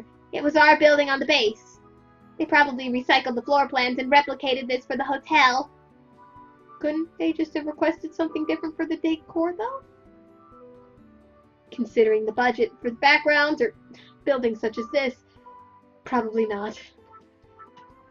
And anyway, at least the bed is big enough for 2 people, so only one of us has to be on the floor. Can we at least get extra blankets so to pad the floor a little? I'm pretty sure that's concrete under a thin layer of carpet. And here I was going to graciously let you have the bed with Yenji. You can't be serious. Share the bed with a guy like you in the room? So you're saying that if I'm not in the room, you'd be okay to share the bed with him then? I think I saved some of my bonus pay for last month. That's not it at all! Relax, Yenji. I'm relatively sure she's just teasing us. I'll be sleeping on the floor. You were supposed to play along with the joke, though, but yes, I was teasing. They'll send in an extra pillow and blankets while we're relaxing. Let's settle in and get to the hot spring. Okay, it's a simple matter of settling in for me here. Alright, before we start the hot spring, I'm going to be right back. My throat's getting a little dry, and I ran out of Diet Coke, so I'm going to go grab some real quick. What are you guys thinking? How many benches can a bench bench? Bench sells bench shells by the sea bench? Oh my god. What the shit did I miss? What the shit? Y'all and your fucking benches. Alright.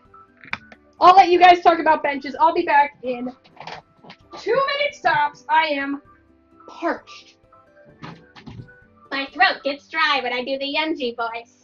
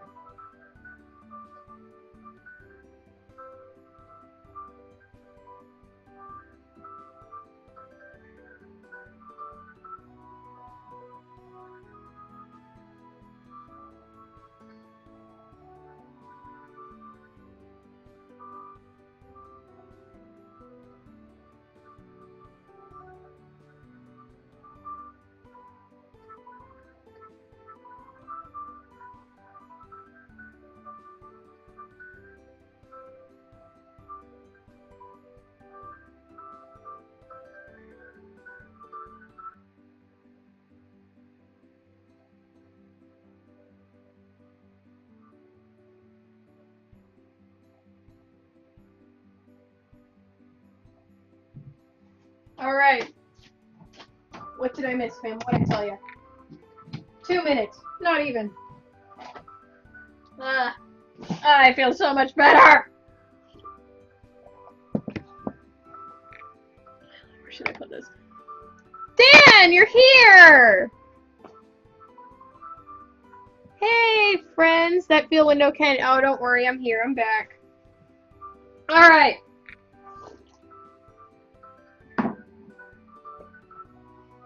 Hi, Dan. You're finally here in one of the streams. It's been weeks. Alright. So, on that note, now that I'm back, let's do some motherfucking hot springs. Alright. It's a simple matter of settling in for me. Still, should I go ahead of them and to the spring and wait for them, or should I let them go ahead and catch up? Ah, look at this! We already have an option. Alright, Twitch chat.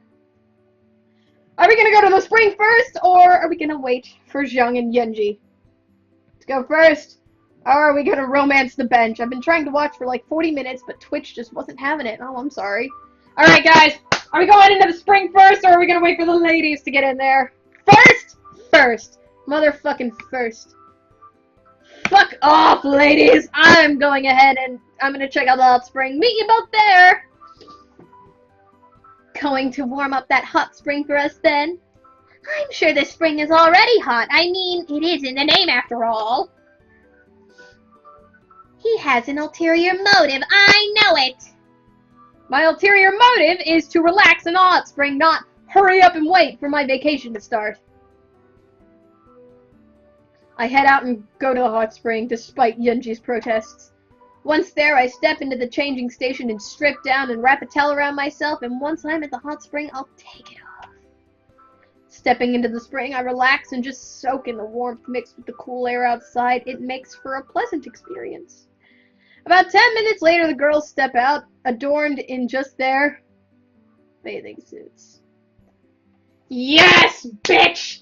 We hot springs now! Looks like Kim Jong-un is already nice and relaxed. Oh, and is that your towel over there? Well, it is a bath, right? I wasn't gonna wear just my towel in it. Hang on, did I just see the words bench emote? There'd better be a bench emote when this channel gets to 5-digit follower range. Oh my fucking god, totally. Actually, why are you two in your swimsuits? Are you saying you're naked in the spring? Uh-oh. Isn't that how we're supposed to be in here? Does the word modesty mean anything to you? You're supposed to be wearing a swimsuit. Come to think of it, he hasn't had a swimsuit this entire trip. Yeah, I was wearing my silkies whenever I needed to go for a dip. Why would you think you needed to be naked? I thought that was the custom in places with public baths, especially in East Asia. I mean, I've seen it in Japan. Not that I mind the view.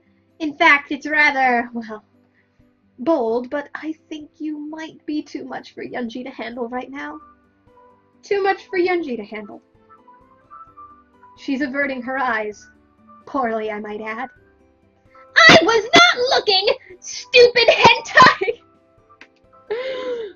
I made her angry enough to shout in Japanese. That probably merits an award. Yes. No! Just don't look down, Yunji. I should say the same to you. But I'm not the one scared of naked Kim Jong-un. I'm not scared, okay? With that, the two finally joined me in the spring. Honestly, Yunji, it's not really that big a deal. You're both conspiring against me. This game is the best. Here we are, kicking back and soaking in the mineral springs. Good thing this spring is naturally heated because the air is pretty crisp around us. Nobody's really saying much as we soak. Guess it's too relaxing to bother with conversation. In all, it's nice and peaceful. That is, until I hear footsteps approaching the spring. No! No! Oh, hey. Well, isn't this just a splendid sight to behold? Looks like I lucked out and picked a date with some eye candy hanging around. Turning around, I noticed a young female Asian has joined us in the spring. I say at because she isn't exactly in the proper state of undress to join us in the spring. She's dressed in a gray suit that looks more appropriate for a boardroom than a hot spring. She's also got a clear bottle that contains something alcoholic. I'm afraid I do not understand. What do you mean by saying there is eye candy here? And one of them is innocent too. Oh, finally the gods of fortune shine upon me. What is she babbling on about? The term eye candy is slang for telling someone they're good looking, beautiful, or handsome. Ah, the lolly is actually a guy? Oh, that's disappointing. Well, that was fairly rude. I'm a lean, mean fighting machine, you know. Yeah, whatever. Go to the other end of the spring. I'm on the hunt for these two. On the hunt for... You mean Yunji and myself? You mean the titties? The one with the nice gesum finally speaks. Truly your cups overflow, don't they? But I am not drinking anything at the moment, so no. I don't think she was talking about beverages, Young. I think she was talking about your titties. Then what was she talking about? Your titties! Well, it's more about how your swimsuit fits. What's there to say? I get mine properly sized so they fit right. Too innocent! This is gonna be a weekend to remember! You do realize I'm sitting right here and I know exactly what you're talking about, right? Oh, you're still here, lolly boy. Be a dear and fetch me some more soju. They didn't give me a proper amount with this bottle.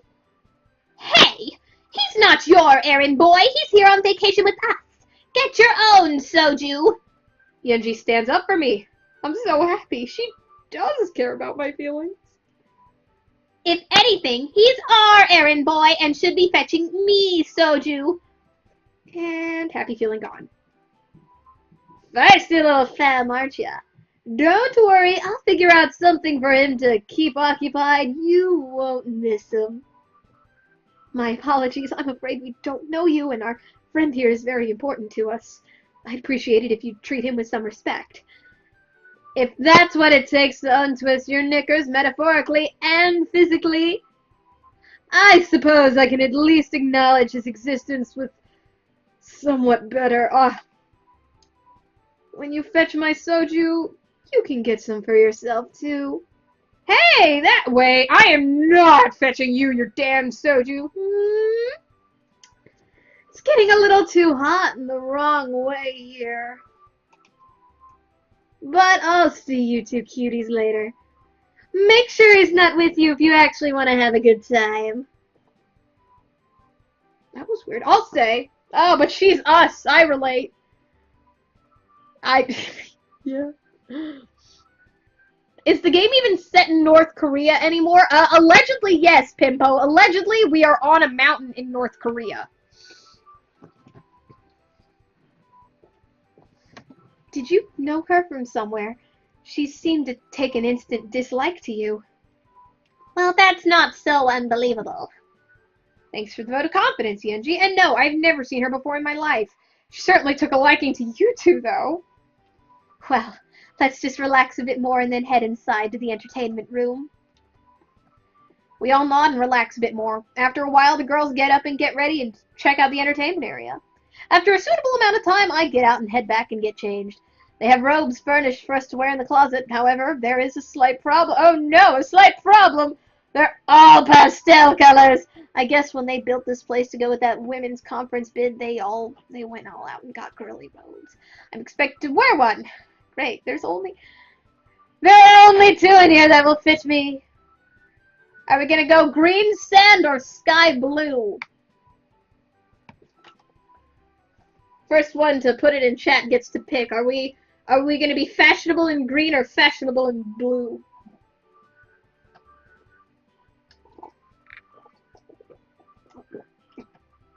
Ugh. Man, when it said pastels, I was hoping it would be like pink and purple. Sky blue? Well, sky blue, motherfucker! I seem to recall Yenji like, oh, that was it. It was the color of their uniforms. Okay, I get it. I seem to recall Yenji liking blue, so I can't remember why. I guess I'll put on the blue one and see if I can get a smile out of her. Out of the entertainment room I go. I like the blue robe. It's my favorite color. I know. That's why I picked it. But I never told you it was my favorite color, so how did you know? Probably because it's the color your panties are right now. No! I was thinking more about her uniform's color. Korean, I'm not even gonna try. That's the Yenji we know and love. Now that I've had a chance to settle in, I noticed that the girls aren't wearing the robes from the hotel either. Give me bench or give me death, absolutely. They're in civilian attire, and I'm the only one dressed in a shitty pastel robe. Wait. Am I the only one who decided to put on a robe? There's no way we'd be caught dead in one of those. Yes, they probably haven't been washed in years. Thanks for the warning, you two. I feel ridiculous in this now. Oh, there's nothing wrong with a man wearing feminine colors. Only something wrong with him wearing a woman's robe. That would explain why I was having so much trouble finding one that would fit. Anyway, weren't we supposed to partake in some of the entertainment about now? Yes. Oh, yes, though there's only a couple things to choose from, as you can see. The selection of things to entertain ourselves does seem somewhat limited. The ping pong table looks relatively unused. Guess it's not the most popular activity here. The karaoke machine appears to be in good order, as best as I can tell. No television, no radio. Guess that makes sense. We aren't exactly in Korea's typical broadcasting range anyway. But there is a bar! Hooray for booze! I think the girls have already decided what they want to do. I hope they have some modern music on this machine. Does it have anything by David Bowie, sister? Oh no! Modern music! We're gonna listen to modern music! I'll check it! First glance, it doesn't appear to. Heathens! Best modern singer ever! Modern? What year do you guys think? I take a look at the track listing and dear God, it's like the 80s still lives on in Korea. And there's even some 70s music scattered about too, which Jung seems rather excited about.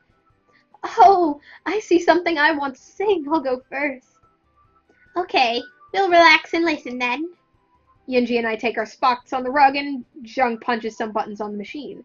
A few seconds later, and she's singing a rather lively rendition of some 70s pop song, and, what's more, she's really good at singing.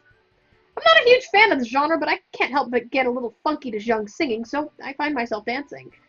Okay, well as one can dance, sitting on the floor. It really was just me more grooving my head and shoulders. When she's finished, both Yenji and I are clapping for her rousing performance.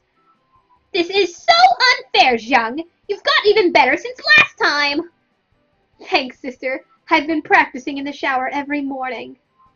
It really shows. You could give a K-pop idol a run for her money. Well, not that she's had much, since you've long admitted that your country's currency is worthless. And nobody really gets paid for the arts here anyway. Oh, burn! That compliment seems really shallow in this country, doesn't it? You meant well, and I appreciate your kind words that meant much more in your country, where pop stars get paid more than teachers and soldiers. Touché! If we're done comparing the relative unfair pay structures in our countries, I think I've found something I want to sing. Hit it! This time Jung and I relax on the rug, and Yenji takes her turn at rocking the mic. Looks like Yenji's gone for retro 80s, also known as the current hits in Korea. And she's singing like she's the solo star at Pyongyang's biggest stadium, which I've recently learned is the biggest in the world, actually, because, you know, infrastructure over food, I guess. She's pretty good, but she doesn't have the contemporary vocal range to stay consistently interesting. Her voice lacks the consistent color needed to perform to a minimum music industry standards. Full-time consideration of another endeavor might be in order. Oh! While I was narrating, Yenji finished. I'd better clap for her. Very nice, Yenji. You've improved as a singer as well. What did you think, Kim Jong-un? full-time consideration. I mean, you were good, Yunji! Maybe not a K-pop idol, good, but it was a pleasant performance. Thank you. Yes, the windows even seem to have stayed intact this time. They'll never find your body out here, you know. I'm teasing, sister. Anyway, I believe it's our guest's turn. Very true. Here we are now. Entertain us. But the lights are on. Anyway, fair is fair, so relax and I'll go pick a song. Both girls nod and sit down as I head up to the karaoke machine. I really wasn't kidding about the modern music thing. There is not much past 1989 on this machine's music selection screen.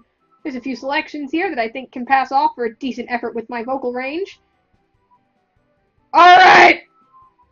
80s pop, 70s disco, or 60s folk. Nirvana reference? I don't know, I couldn't tell. Alright guys, are we going to be an 80s pop idol, a 70s disco star, or a 60s folk man? Y'all know the drill. First one to put it in chat gets to pick. 80s pop, that's what I was hoping for, honestly. 80s synth. Bleh. 80s synth kicks in. Strut the stage a bit. Nail the chorus. Time to rock the refrain. Well, the slightly modified refrain. Checking my audience, Zheng seems to be listening like one would in a core class forced upon you by university standards. But Yunji, she is banging her head and whipping her hair around like she's one of my groupies. It's kind of cute, really.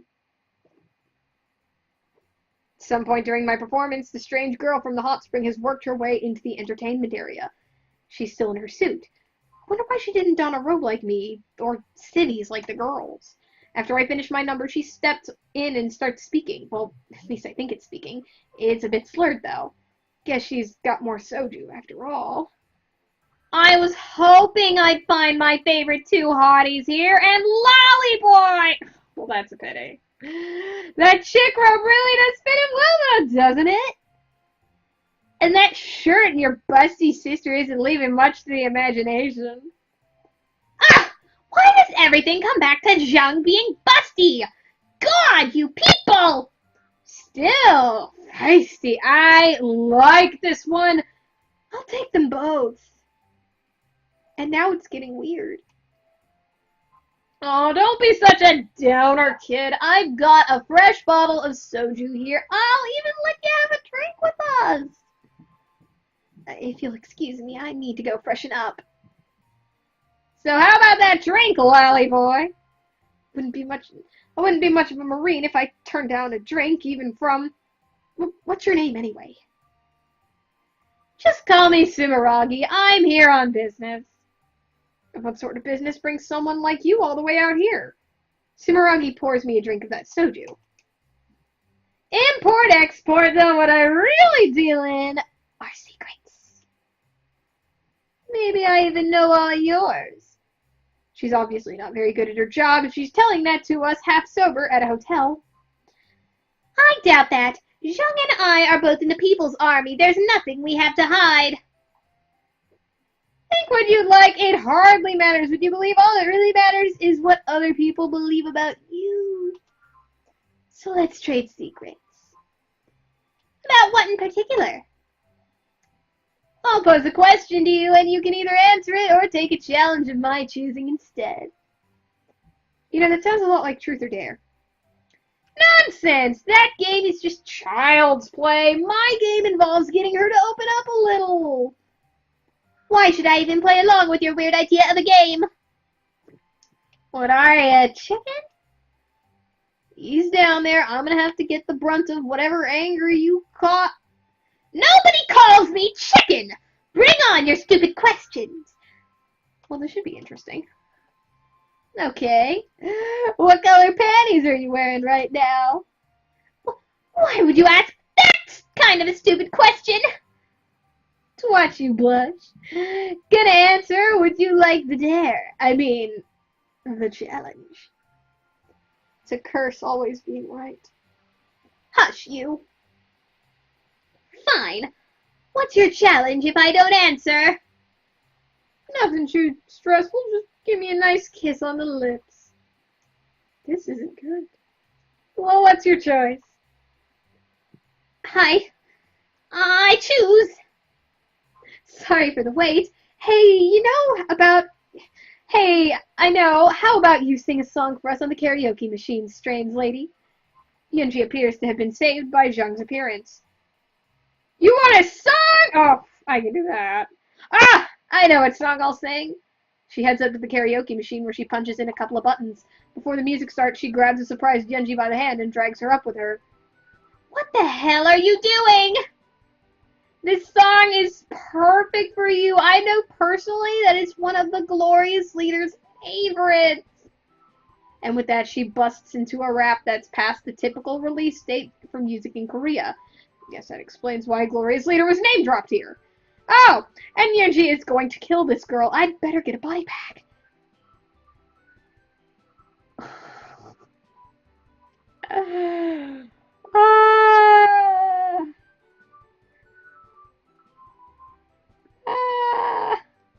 Does she have a death wish? Oh, good. We were thinking the same thing. Think they have any body bags here? Yunji is getting flustered and doesn't seem to be able to react to the situation.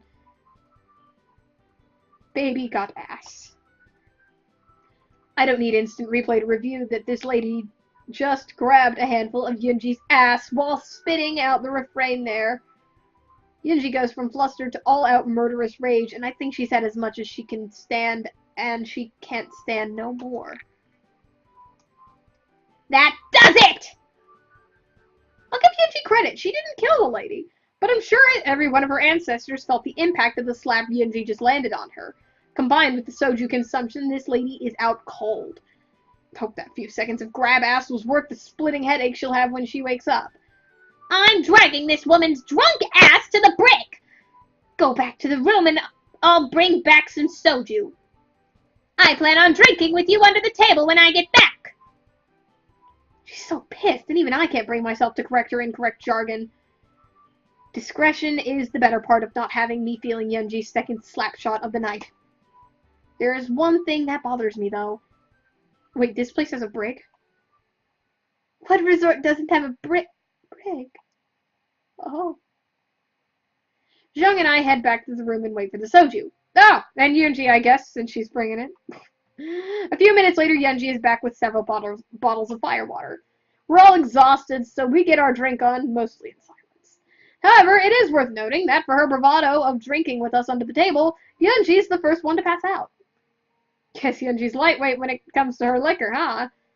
She talks big game, but she has yet to drink anyone under the table. At least, we're already where we're sleeping, so it's a nice change not having to drag her passed out body home. Nothing else after that is said. I help Zhang tuck Yunji into bed, and Zhang gets in next to her. I crawl into my makeshift futon, and after the long trip in the soju, I'm pretty beat. There's always tomorrow, so sleepy time now. Alright, I'm pretty sure this is our last full day in North Korea. Yunji, quickly now. Wake up, Kim Jong-un. We're so far behind, we won't get to do much today if we don't get moving. How did this happen? I'm pretty sure I left a wake-up call at the desk. I don't know, but better get him up quickly. Maybe we can still go see Ryumyung-su Falls before heading home. Yeah, no, for real, the backgrounds in this game are so good. Understood. Kim Jong-un, wake up now! No wakey. Haven't heard of you yet. If you don't wake up in the next 10 seconds, I'm going to slap you harder than I slapped that woman who drunkenly assaulted me last night. I'm awake! You leave my handsome face alone. You two seem awfully down for being on vacation. We overslept, and pretty badly at that. It appears the staff did not honor our wake-up call request. Either that or someone forgot to put one in.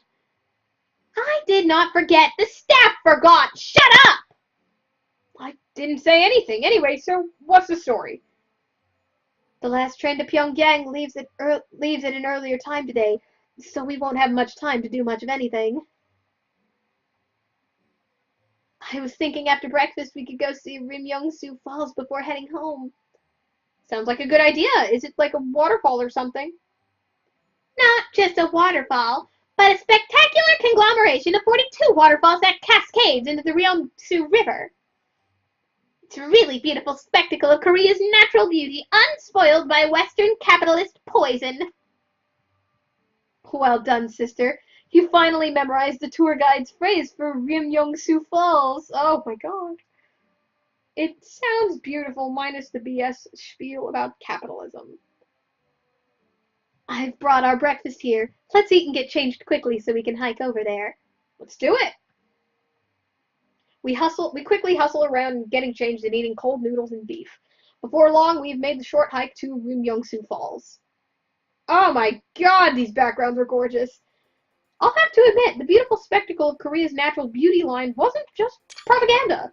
Ryumyongsu Falls is truly a spectacle with its layered multiple waterfalls that empty into the river below.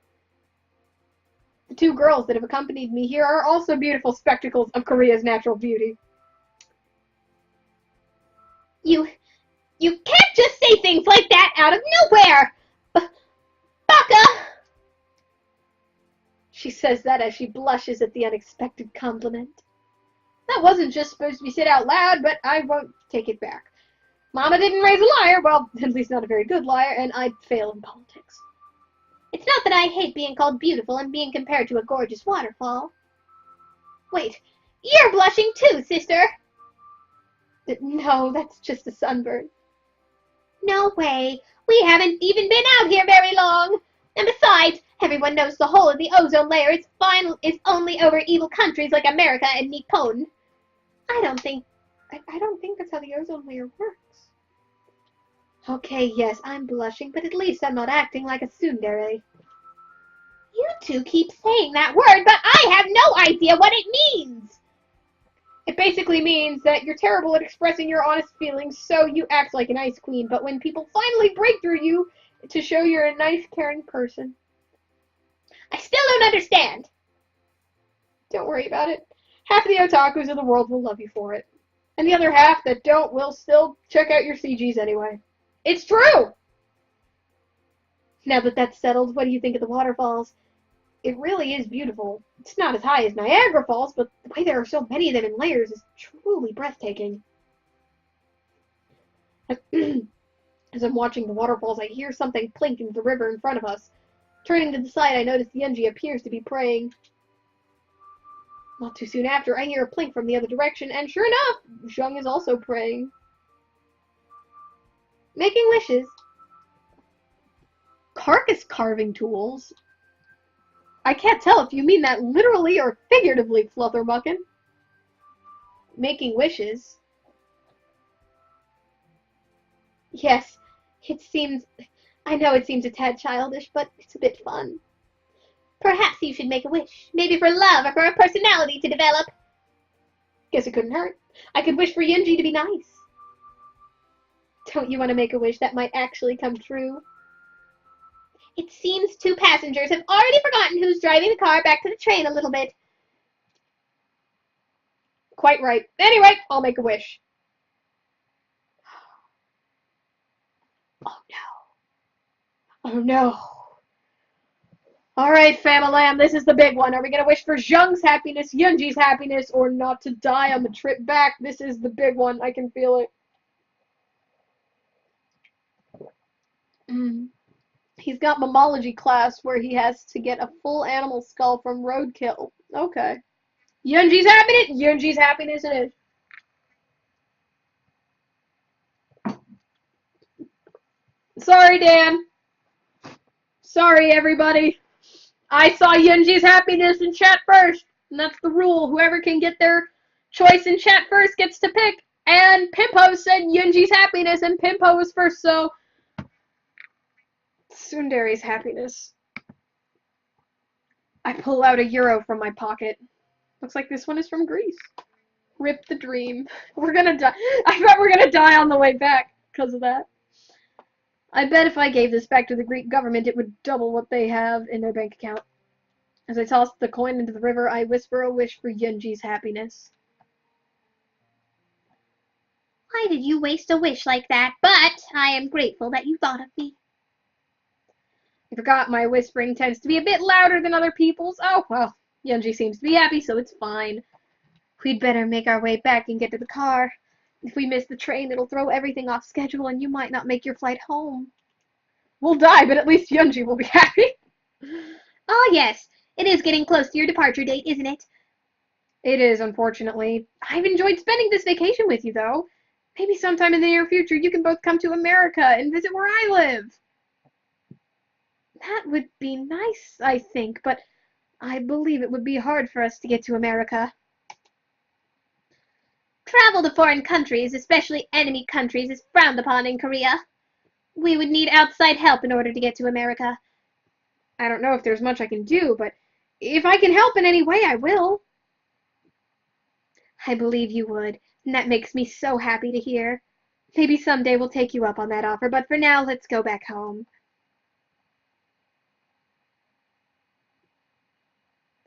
The hike back is uneventful, and as soon as we get back, we gather up our things and head back to the car. I'd like to say Yunji's driving improved, but, as stated, I'm a terrible liar. Before long, we're back on a train to Pyongyang. It's not all that crowded, but the silence is uncomfortable. I can't shake this feeling that something is going on with those two that they're not telling me. Also, I'm looking at chat right now about the armadillos thing. You know, fun fact, the only armadillos I've ever seen have been dead, have been roadkill. Oh my god. That sounds like messy work, though. At any rate, Zheng is reading and Yunji is sleeping. Sleep sounds like a good idea. I figure we're gonna do something special for the last day before I head back to the States. Best be well rested for it.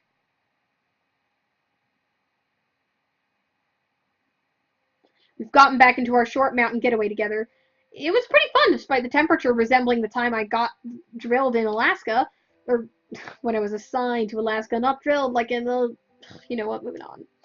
The trip back was pretty uneventful. There weren't too many people on the train, so no seat incidents to worry about. The return was definitely faster than the trip up, though. I mean, we're actually home, and it's not even past national curfew. As soon as we get home, the girls retreated to their rooms, so I didn't want to waste much time getting to bed. Since I'm heading back into the Americas soon, I didn't really see the need to unpack my bag from the trip. So now I'm just laying here on the bed, contemplating if I should go say something to the girls or just fall asleep for the night. Oh, someone's knocking on the door. Guess there was a third option. Wait until one of the girls comes to see me. Oh, who's it gonna be? I'm decent, come in. Oh, hello, Tifa. I mean...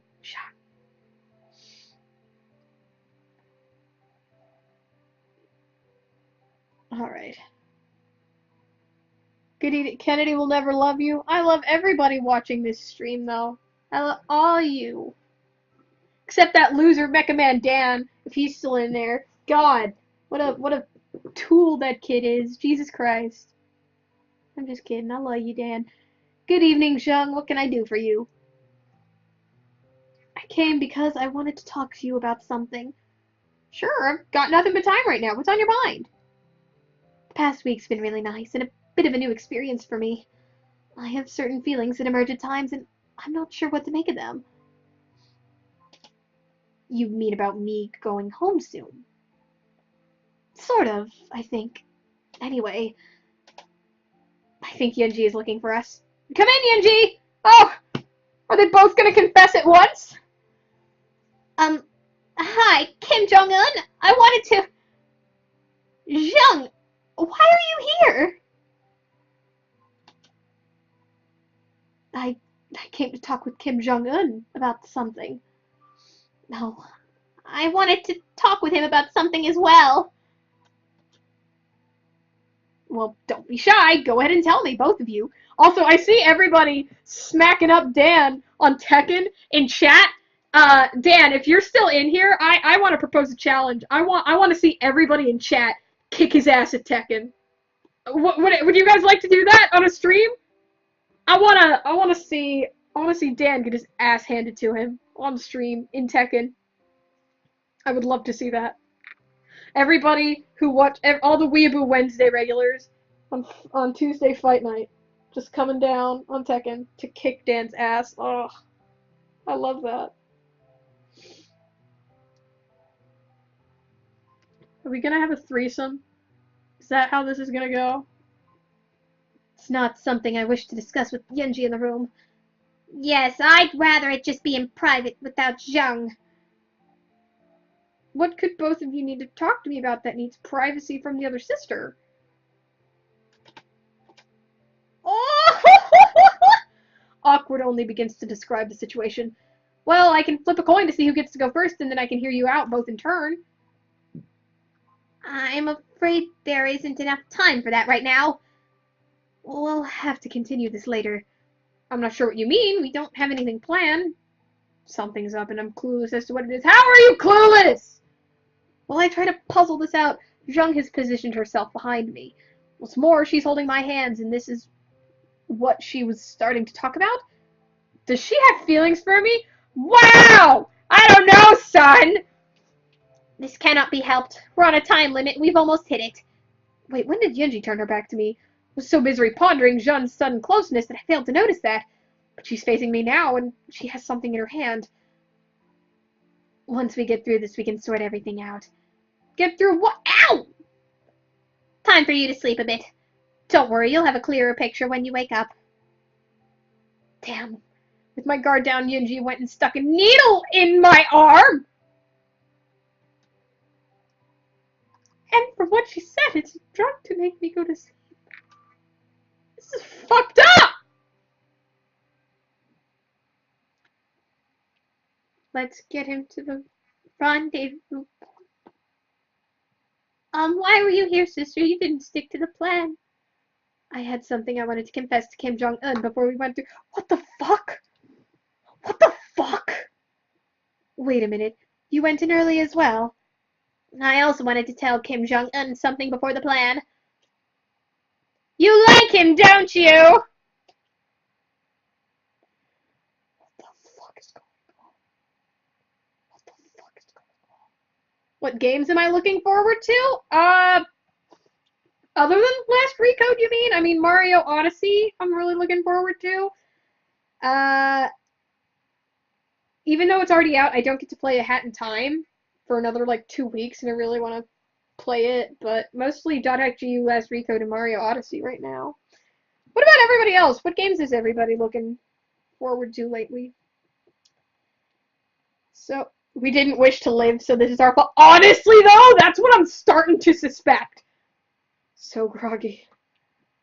Feels like I've been on a 3 days leave, Rager, and I'm just barely sobering up. Eyelids are so heavy.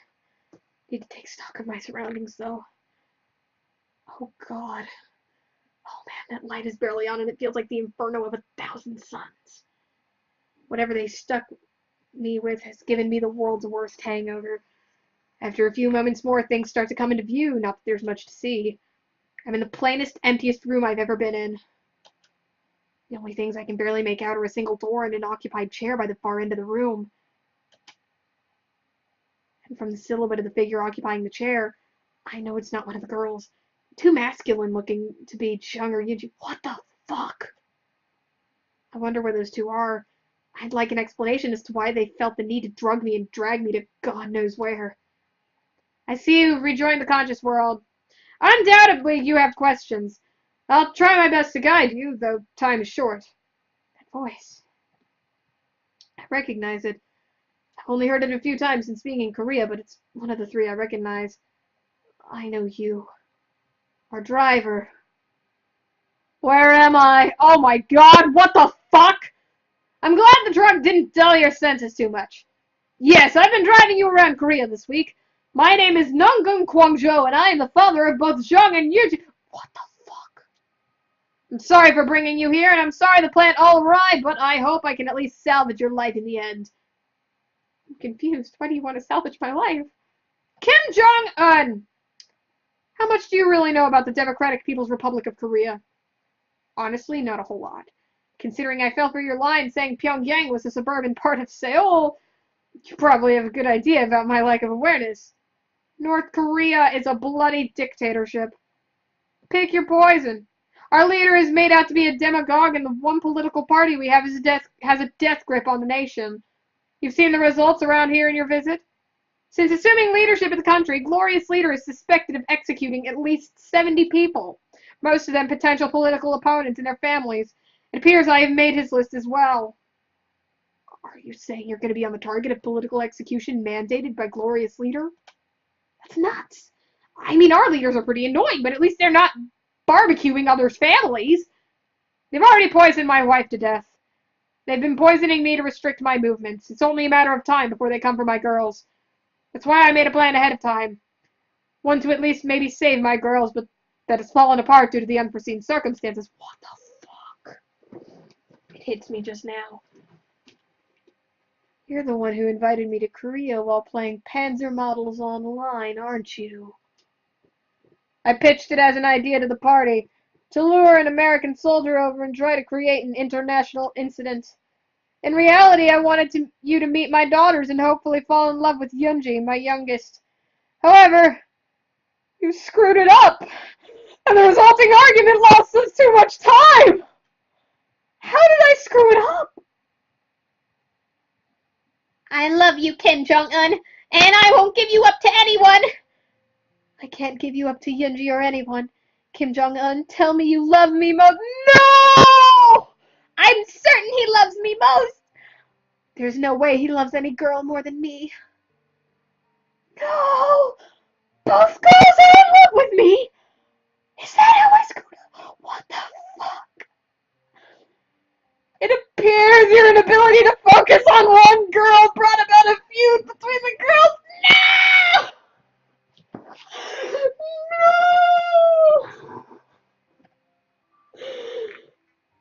No!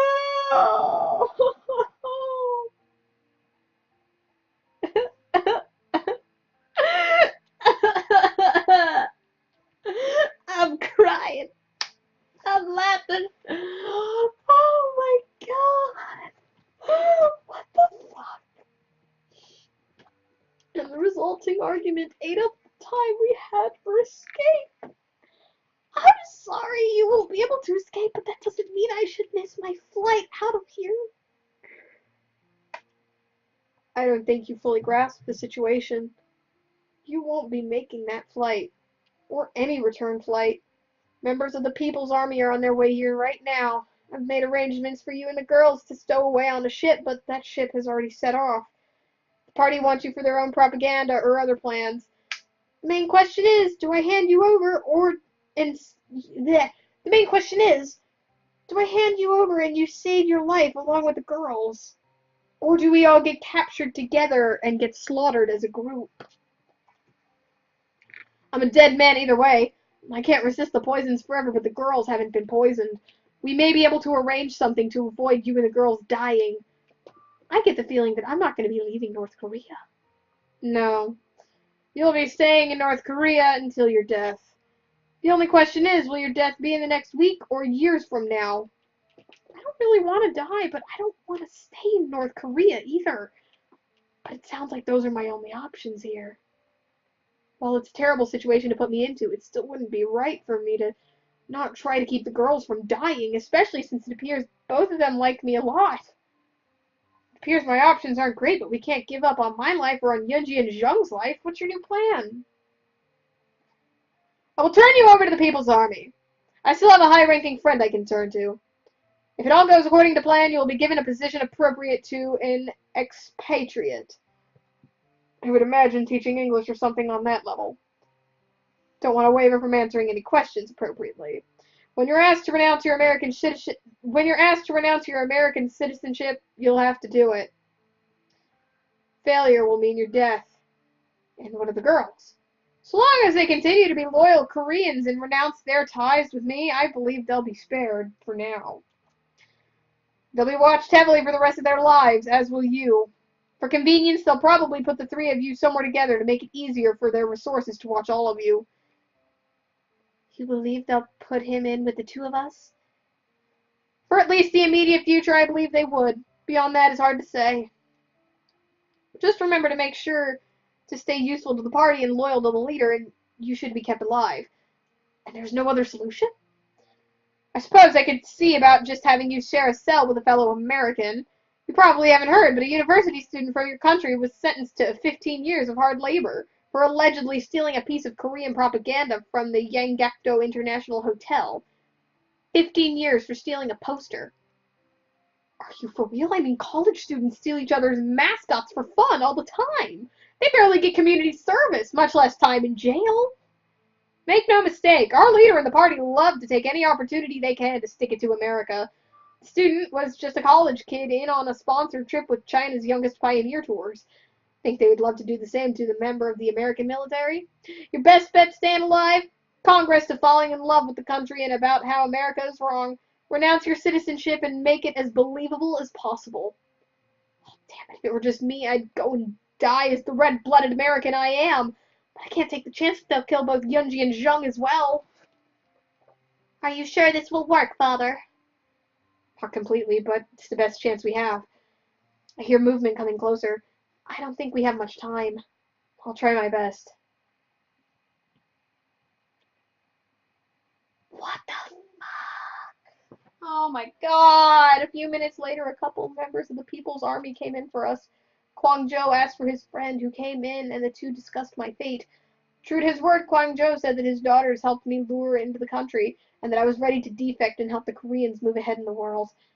I think it helped that he showed him my military ID. The girls were allowed to return to their place, but they were told that they'd be heavily supervised for a while. Kwang Zhou and his friends stayed behind with a couple of military members outside the door to the room.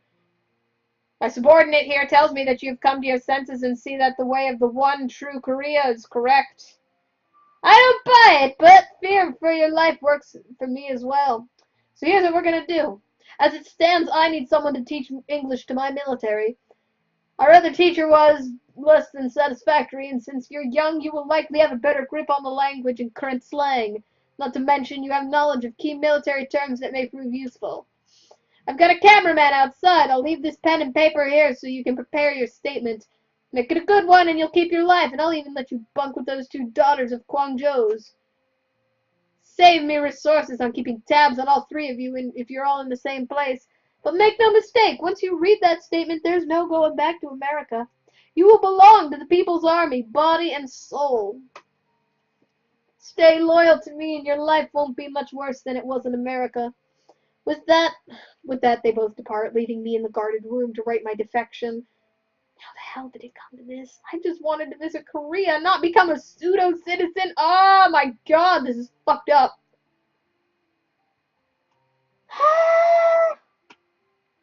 After about 30 minutes, they've come with the cameraman. I guess what I'm about to say will be broadcast eventually.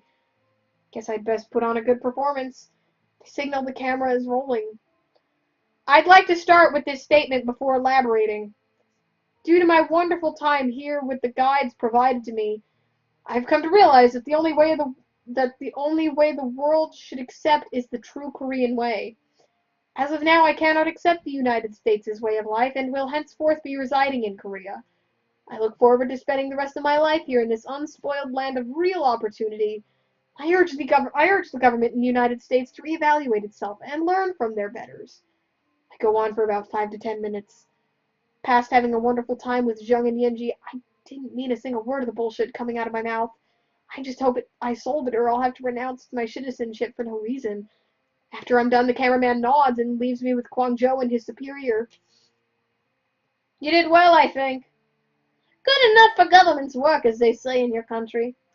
We'll send you to Kangdong for a couple of weeks, and once you're done there, I'll set you up with teaching English to my military. In the meantime, I'll have the two girls move into a place with a third room where you will live with them under surveillance. The longer the three of you two go with good behavior, the lighter the surveillance.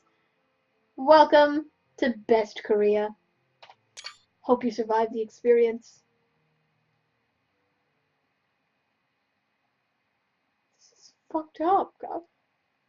This is fucked up. It turns out Kangdong is a re-education camp.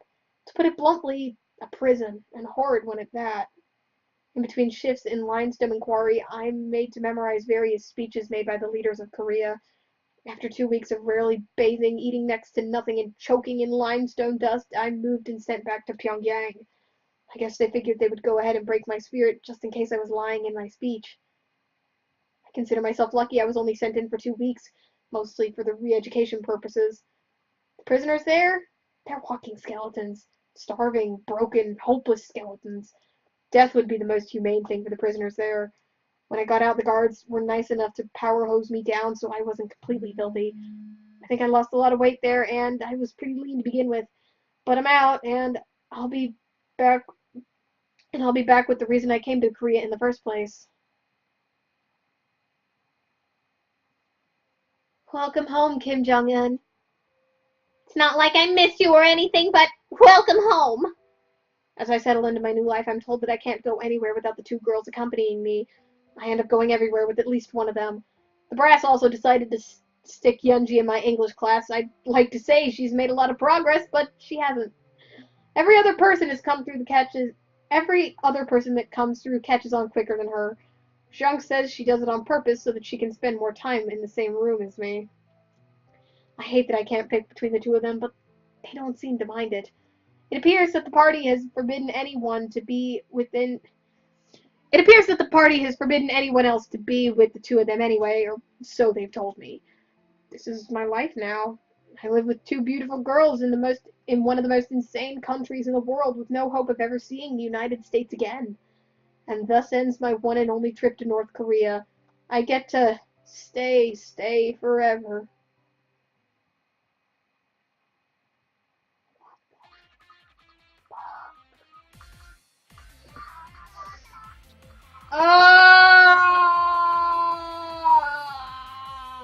Oh my god, these credits though. Okay. So what did y'all think? I actually thought, honestly, that was pretty fun. That was pretty fun. That was one of the funniest games I've played this year, that's for sure. And I didn't expect the fucking ending. Ah! Now before I end this stream, last time I streamed this game, the dev was here in chat, and he mentioned that if you use the default name, he said, I haven't looked into spoilers, I've avoided spoilers at all costs, but I've been told that the default name is very funny, and I would like to find out what this great default name is. So we're gonna get out of these credits, and then we are going to find out the default. Oh, I guess it's already done. Fun times were had, and I'm glad. Yeah, honestly, this was really fun, and I have a feeling that, you know, based on the way chat's been, it sounds like you guys had fun too, so that makes me really happy. Okay. We're gonna start a new one. What's your name? Alright. Alright. Let's find out. Nothing will ever top Kim Jong-un. What the? Get. Alright. Nothing will ever top Kim Jong-un. Kinda wanna see the other endings. Might have to look them up. Honestly, yeah. I might look them up myself. Alright.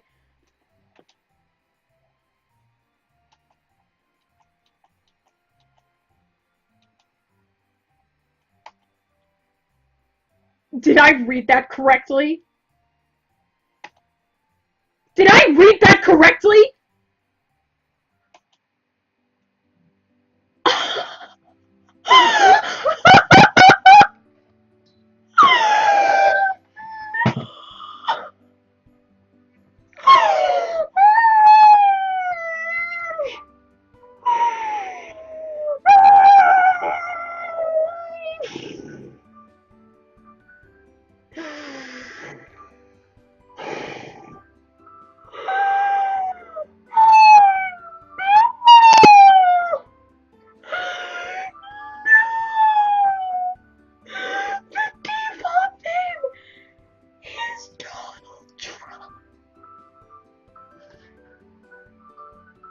Dead. I am dead and this game is what killed me. Oh my fucking god. Oh my god. The default name is Donald Trump.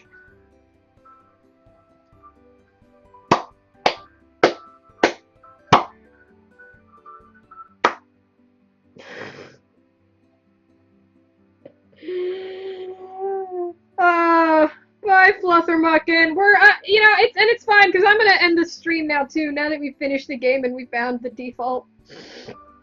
Oh my god, this game is fucking comedy fucking genius. I'm not even just saying that. This is brilliant. Like, oh my god. Oh my god. I love this game. This is gonna be getting a very kind review from me. I will be reviewing this game formally, by the way. And it's gonna be a very nice review. Oh my god.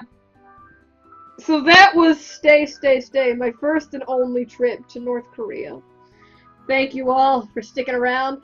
Next week we should be coming back with some House in Fata Morgana. It's been a while, I know, but it'll finally be back next week. And yeah.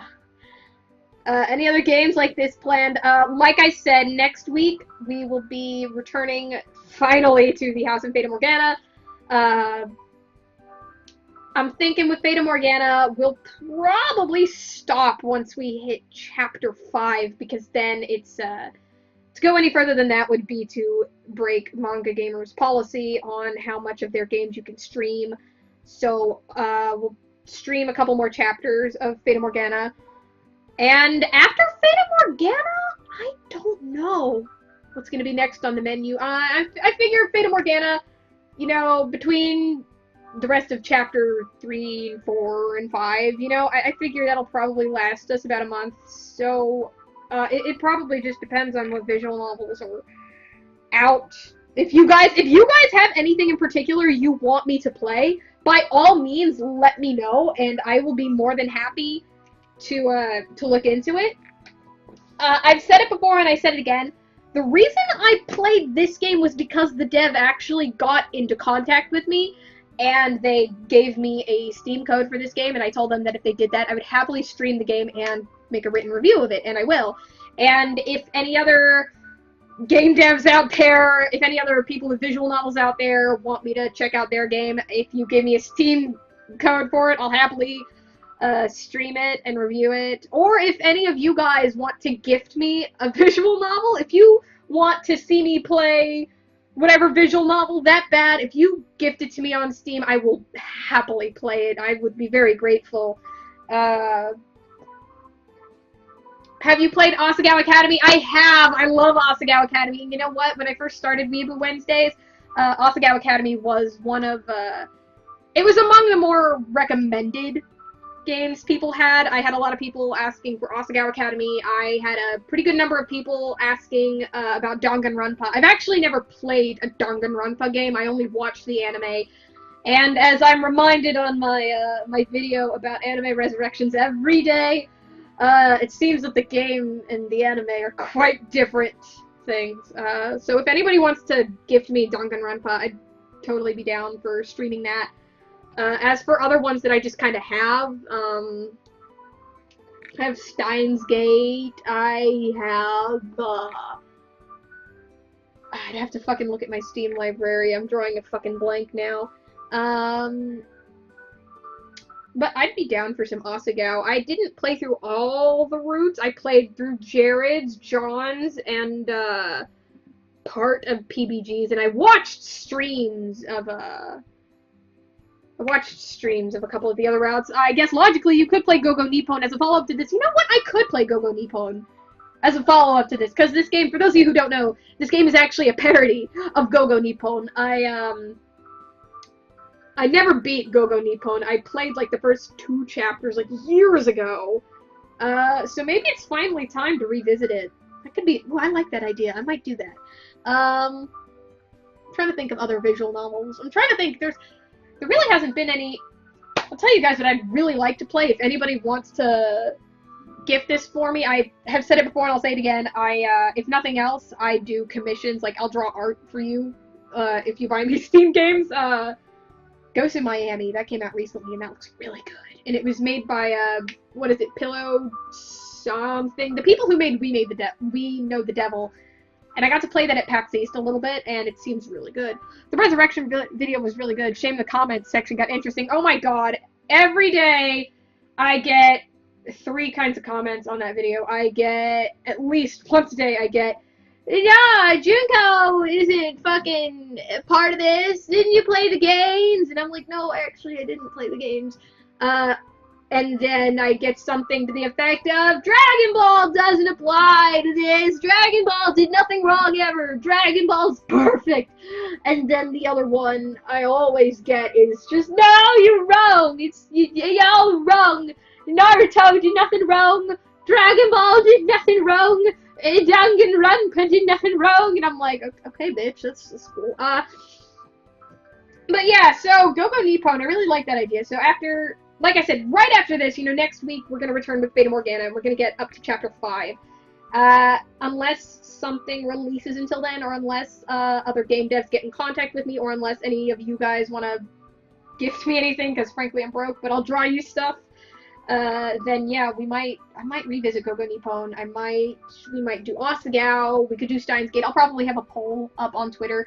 That said, if you guys have any specific requests you'd like to make, by all means let me know, especially if it's a game I already have. Like, I'd love to, if it's a game you guys want to watch me play, that just makes it all the better. So on that note, that was Stay. That was fucking brilliant. That's what it was. Thank you all for watching. Thank you all for bearing with me. This game is available on Steam. I think it's $10, and it's definitely worth it. If nothing else, you should get it to see all the other endings. I'm probably gonna replay this at least once to try and get a different ending. So, alright, well thank you all again for sticking with me. Don't forget to tune in tomorrow. We just redid our stream schedule. I know Deanna will be streaming in the afternoon at 1, I believe, Eastern Time. I do not know what she's going to be streaming, though. But we just updated our streaming schedule on the Lifecast. You can go to our Twitter and check it out. We're also doing giveaways. And yeah, thank you all so much. I'll see you in a week.